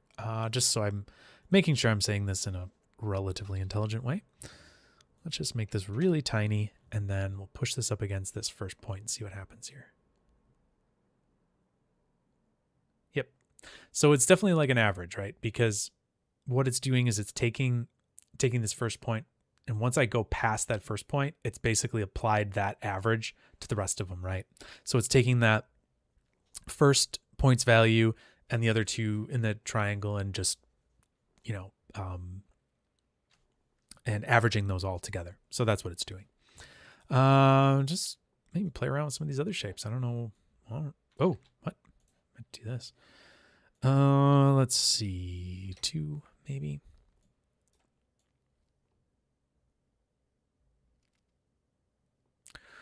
Ooh, that's a great question. So, no. I'm going to say no. I don't have a great answer to that. I hadn't even thought of that before. But the problem that you're going to run into here is watch this lower corner right here. As you move through this, the point numbers are changing, right? So point to form would really want a stable point count. Yeah, it's not going to, I don't know what that, well, I mean, let's just do it. I mean, we can just do it, and just, if it fails, we just nobody tell anybody, and we'll never talk about it again if it blows my computer up. But I don't think that's going to work. So let's just try this. Like,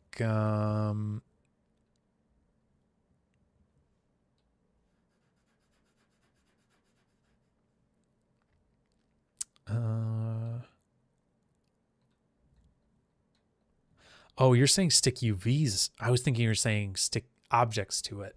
Yeah, I feel like that. I don't think that would work with UVs either. I just feel like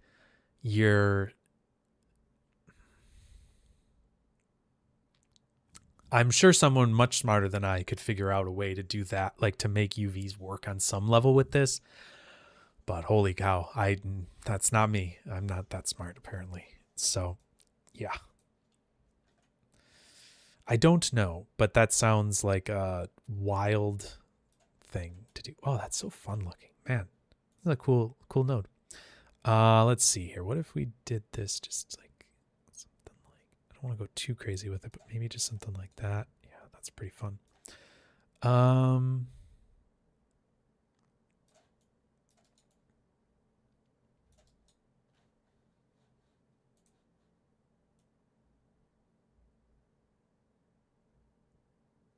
Oh no. Oh no. Pentagram. Or no, that's not a pentagram. It's something though. That's cool. All right. Well, we're not gonna.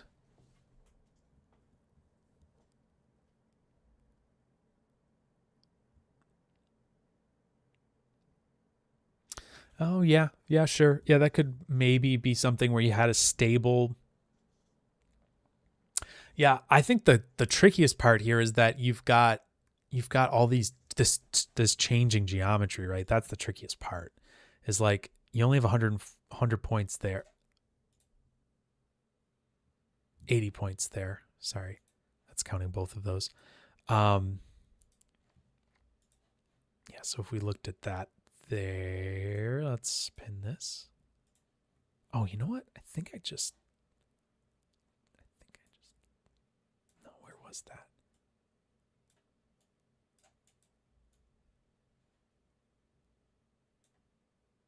Was that it? Sorry, I just want to see if this is right or not.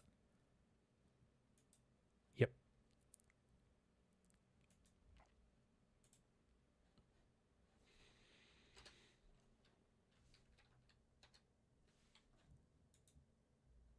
Oh, but that doesn't work. Okay, sorry. Sorry, I'm just doing goofy stuff. All right, so here we've got that pinned and it's 80 points. And yeah, we're just going up to like thousands of points. So I think it's going to be pretty tricky, but yeah. It's amazing how fast that is. That's pretty amazing.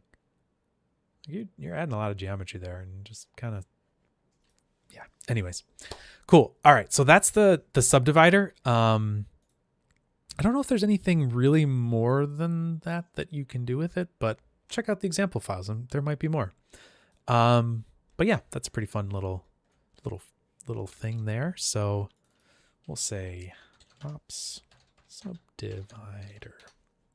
Cool. And then let's take a look at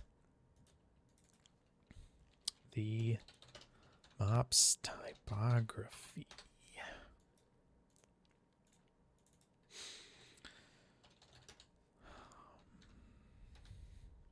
think I actually used this a little bit in one of the things I did a little while ago, I think. Apply attributes. Yeah. Yeah, the apply attributes. Yep. Yeah, that would be a way that you could use the fall off to take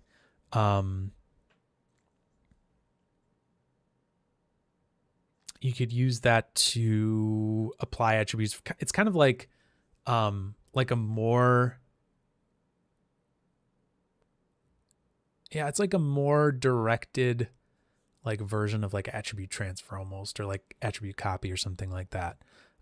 Because I think you can do it with custom attributes, right? Yeah, you could do custom attributes, you can do transformation stuff, you can do it all with and do it with fall off. So yeah, so that's like that's a pretty cool one too. I don't really have any use cases for that I can think of at this second, but certainly a cool one. Oh, Henry's definitely been listening. Yeah. Okay. So the typography stuff. Let me see here. So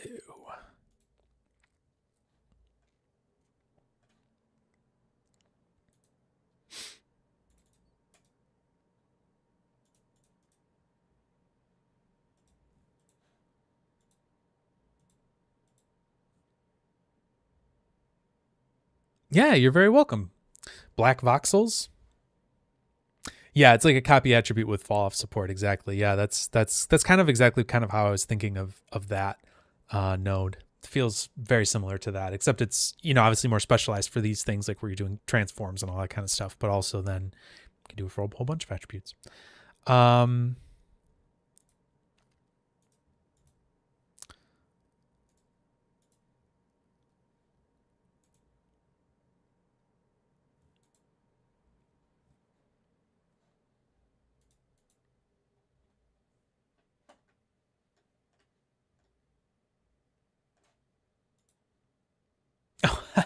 I'm like, something is weird is happening here. I have this pinned. I'm like, why am I not seeing any of these attributes? This literally makes no sense whatsoever.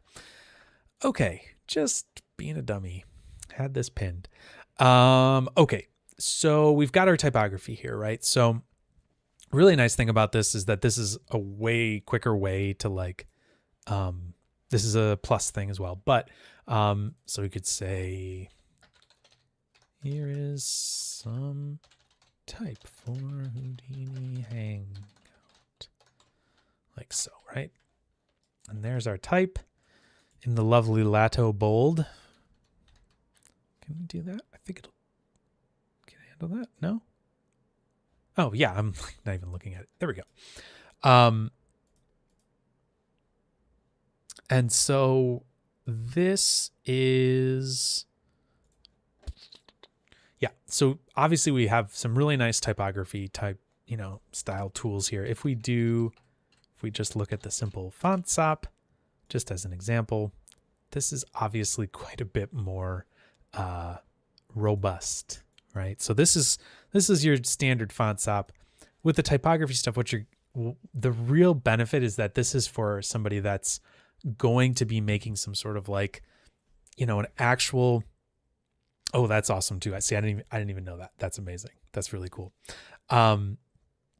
This can bring in, make typography and things like that for your actual, if you're doing visual stuff on screen, you can deal with all that kind of stuff. You get all the, the standard stuff, tracking and all that kind of thing. Import file. I see. Right. That's cool. So then I can import the EPS. That is very slick. I didn't even know about that.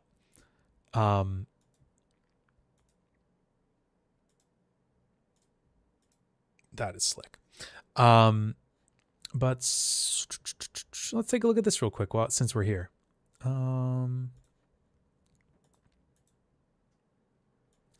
So it looks like we can adjust the level of detail here, so we can get varying amounts of, contours and things like that happening here. So that's really nice. But it will also remove the inline points. Like if we were to unpack this, we should see, that we have quite a few less points here because we're removing these inline points. If we were to keep that, we'd get all those as well. So that's really nice. You get all of the beveling and things like that. So, this is the extrusion depth, divisions there. We've got our bevel settings here, so we can obviously adjust this. It's going to, I think, do the limiting stuff that we get in the poly bevel. So it's not going to go past anywhere where you can't actually bevel it past. It's going to try to be smart about that. I can add a couple divisions in there.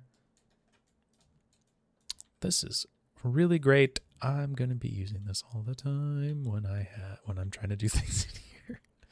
Oh, this is so great. If you're importing logos or anything like that, this is killer, because these are all the things that you're like every time you're doing, right? You're dropping down poly, you're dropping down poly bevels and poly extrudes and all these different things. And that's just saving you all of that effort and time. Where did I just set that somewhere. Oh, here's the extrude, right? So you can adjust the extrusion depth there. And we can change the level of detail here. So we can add quite a few more. If we're going to be like really close up to it, we want to get all those details, we can adjust that right there. So lots of features here to be able to kind of make sure that these graphics are cleaned up well to bring in here. Obviously you've got inline distance and fuse distance thresholds that will make sure that these fuse and move, we've basically that those points, kind of are just straight lines if needed, so that if it's slightly off, you can kind of say, well, no, I just want this to be straight. I don't, maybe the graphic designer didn't draw it as well as you might have thought. Just make sure it straightens out a little bit.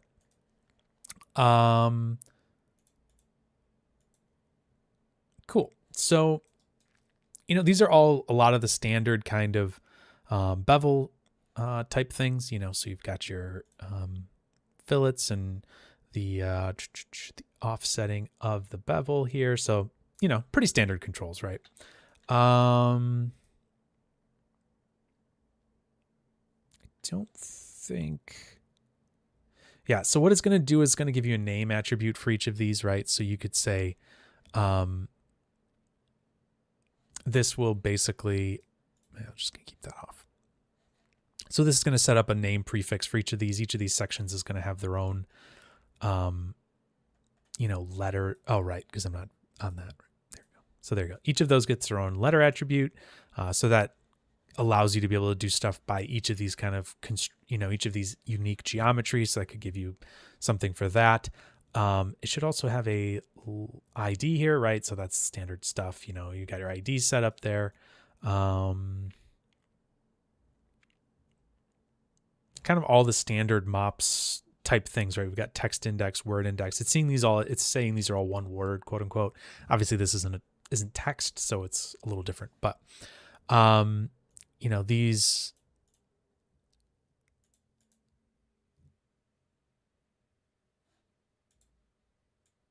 right. So, this would make more sense with the kerning stuff would make more sense when you're actually working with text. So let's do that. Let's go back to the text. Cool. All right. So here's our text, Houdini Hangout, right? We've got our letter index. We can visualize it with words or lines. So we've got 2 lines there, or you can turn it off. It's going to put in all of these attributes here, which is really nice. I mean, like there's some cool stuff in here, right? So like text symbol, right? Those are all the IDs of the actual symbols that are being used in here, like what glyph probably they are in the in the font or whatever. Named, all that kind of stuff. You can also output groups based on these, based on word and based on line. So now we should have groups here. So we have individual groups that are set for each of these, right? So for each word has its own group now. Obviously helpful if you want to be affecting only a small part of your type or whatnot. So it's sort of the same thing, right? You've got your level of detail here. Let's just unpack this so we can kind of see the geometry a little bit. just as a reminder, when things are packed geometry, you're not going to see the lines being drawn there. So MOPs works with packed fragments or packed geo, I think, depending on what it is you're using. But in this case, I think for the visualization, we're seeing the packed fragments. So, all right, we'll turn those off. All right, bevel extrude, really standard, the standard kind of stuff. Extruding distance, how many divisions, groups for it, beveling, a lot of the same things that you would get on a standard poly bevel, but here it's just all packaged up in one nice, HDA for you so that you can do all these kind of controls and things like that. And yeah, so that's all cool. We can get the bounding box for the, for all of this, right? So we can, I think is this saying that it's going to fit it to the bounds? Yeah, that's cool. Hello. No, that's not what I meant to do. I meant to grab this side.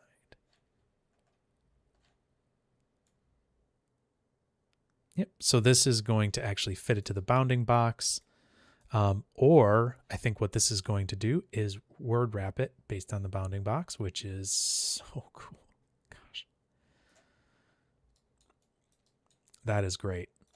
So it's going to actually like follow like typographic like controls and stuff like that you would get almost from like a text box in like Photoshop or Illustrator or something like that. However, it's doing it in 3D, which is just nice, just really nice. So that's cool. You can do fit to bounds either way with X or Y. So that's neat. Cool. Transform stuff, pretty straightforward. The one thing here that's interesting is that we have our actual kerning tools here. So I think you actually have to be on that tab for that to work. Yep, you do. And so what you should be able to do here is actually select these and move them around, and it'll actually save those as like has a as like an edit to your kerning on your this is the whole thing or whatever. But in this case, if we selected like this letter, we can just adjust our kerning on this and make sure it's set up the way we want it to. Obviously that's garbage, so we're gonna reset this. I think if we do this, right. So what we can do there is I think we can do, we can adjust like the spacing between this and the rest of it, right? So that's kind of interesting. I think this, if I did this here, I'll do the rest of the line. Yep. So that's kind of cool. You can separate them out that way as well. We'll just reset all changes. And then we're back to the standard text the way it is. So really interesting stuff here that you can kind of play around with. But the cool thing is that this is all, kind of in the, the MOPs ecosystem or whatever, right? So if we did, a MOPs shape fall off, we're just going to do standard stuff here so we don't overcomplicate this. Just going to set it at 90. I'm always going to do this in the wrong direction, so I'm sure that's the wrong direction. Let's do MOPs randomize.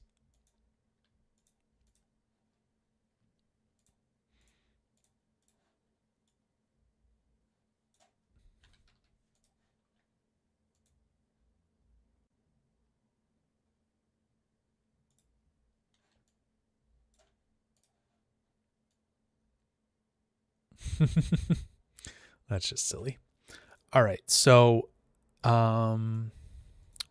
Oh, right, because we need to actually change this. So let's do a translate minimum to something like that. Oh, sorry, we'll do it negative.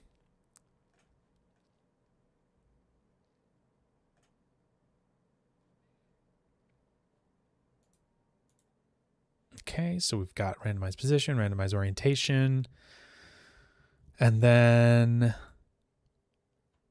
we'll do, yeah, I think that's good for right now. So then if we do this, they're all going to shoot in like that, right? So we've got our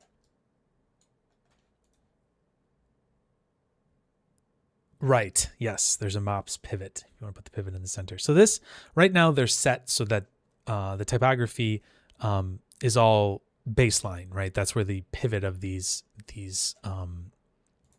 objects are all from. So if we look at them there's our points from our baseline. But like he's saying, there is a MOPs. What did he say? MOPs pivot. Thank you.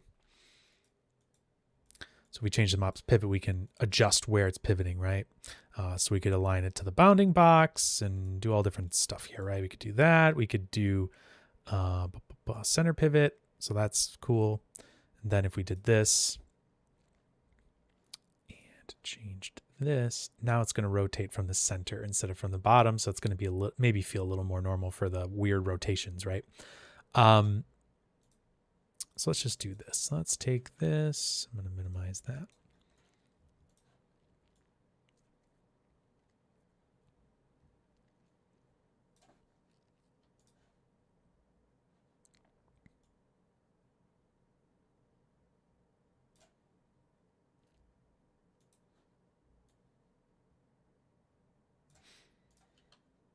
Okay.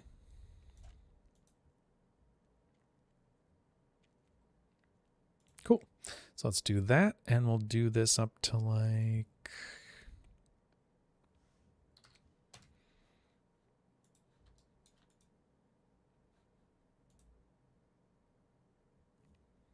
That's a little too fast. We'll do this to 96.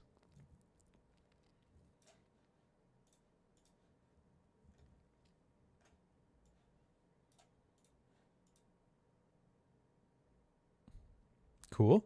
All right. So, obviously these are starting to, this is starting to be something a little bit more interesting. We could also do this. Let's see here.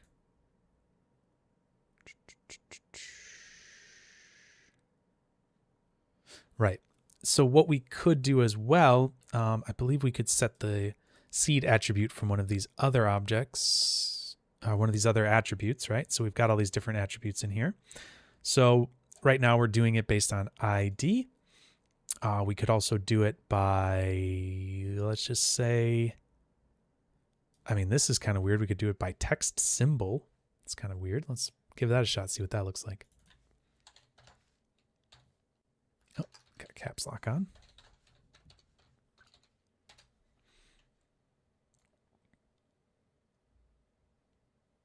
So now each letter is going to be like randomized based on, based on their letter that they are in, right? So that's kind of interesting. The other thing I was just thinking about was having it come in. Let's do it by word. Well, randomize it by word. So we'll do word index.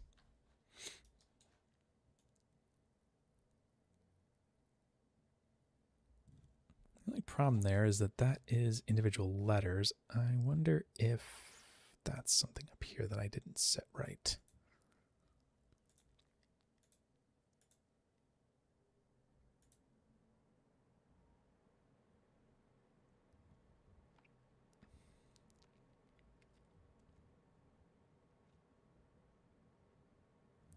Oh, that's cool too. Posterize.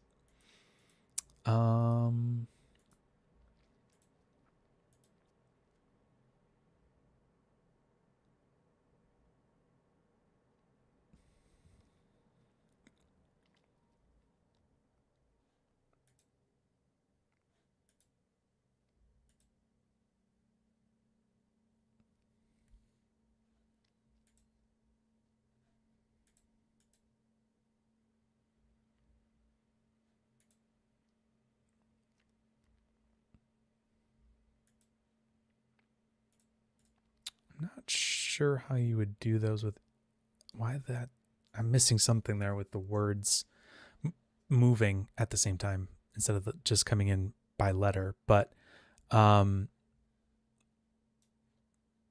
anyways, we'll just kind of keep going for a second here.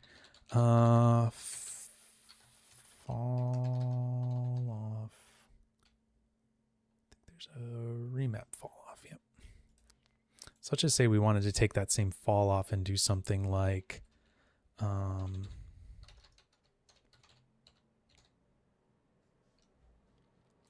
wanted to remap it and then transform them, right? So maybe we wanted these to be scaled down, but we didn't want them to scale down the whole time, right? We didn't want them to like scale in the entire time they're coming up, right? Like that. And maybe we just keep these randomized by ID for right now. Right, so they're just kind of randomly rotating in. But we wanted to make sure that they like kind of got bigger sooner or whatever. We could remap the fall off here and say, you know, from the input of like 0.25, they're going to be full scale. And now they'll be full scale a lot sooner as they start to move. Where is it? Okay.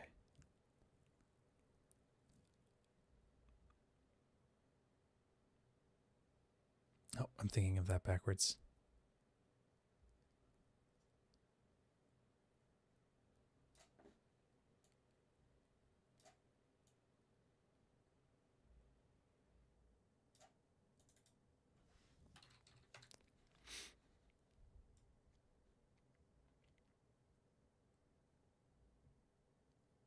There we go.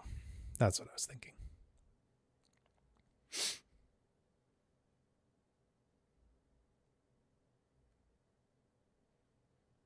So now they start off and come in like that. And we can remap that separately from the actual original shape fall off because we're just adjusting that attribute, right? So we're just remapping this fall off value. Oh, right. Because at 1, they're actually moved. I was thinking of it backwards. I was thinking at 0, they were all the way out, but yes. Anyways, so that's why, because when it's at 1, we want it to you know, we want the distance between 1 and 0.75 to be mapped 1 and 0. So it gets down to 0 quicker is what it was. So there you go. What is that one? MOPs. Yeah, what is that?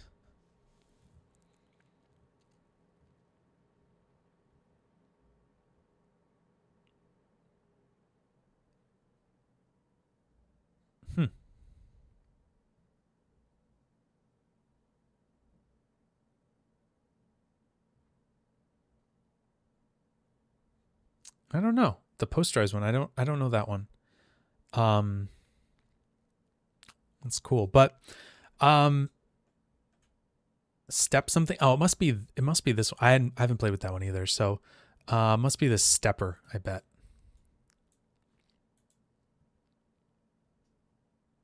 Stepper. What?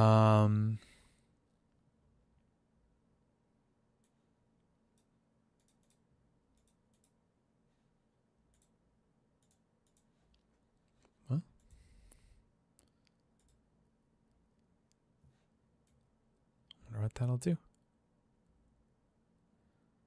didn't do anything, it doesn't look like. So let's try this.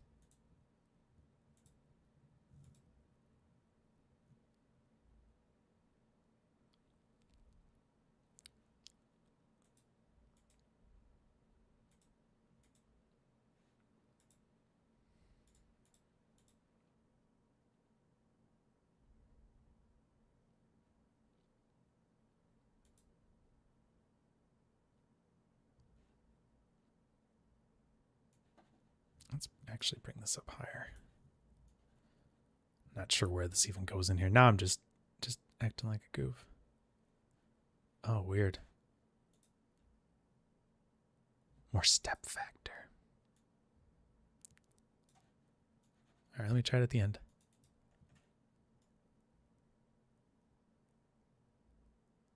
Oh, that's so weird.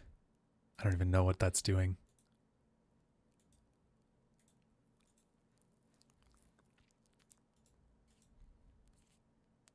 No, that doesn't do it. Okay.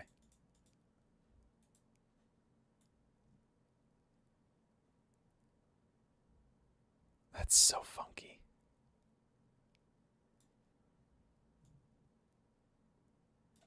Let's do like 45 and maybe like something like that. I don't know. That's so weird. Oh, hey, Carlos. Welcome. Yeah, just kind of play around with stuff. I'm definitely not the expert or anything like that. It's just kind of a fun little time to hang out and play around with some stuff and see what we get going on here. But, well, sorry to say that I'm going to be actually signing off soon. But, yeah, please come hang out some other time, Carlos. It'd be nice to have you around. Well, I think this is we're going on 2 hours here, and I actually have to go grocery shopping. So, life calls, responsibility calls. But hopefully that's some interesting little, insight into some of the other tools that exist out there, the typography tools, the subdivision tools, and the camera tools. So lots of cool things to kind of throw out there and take a look at.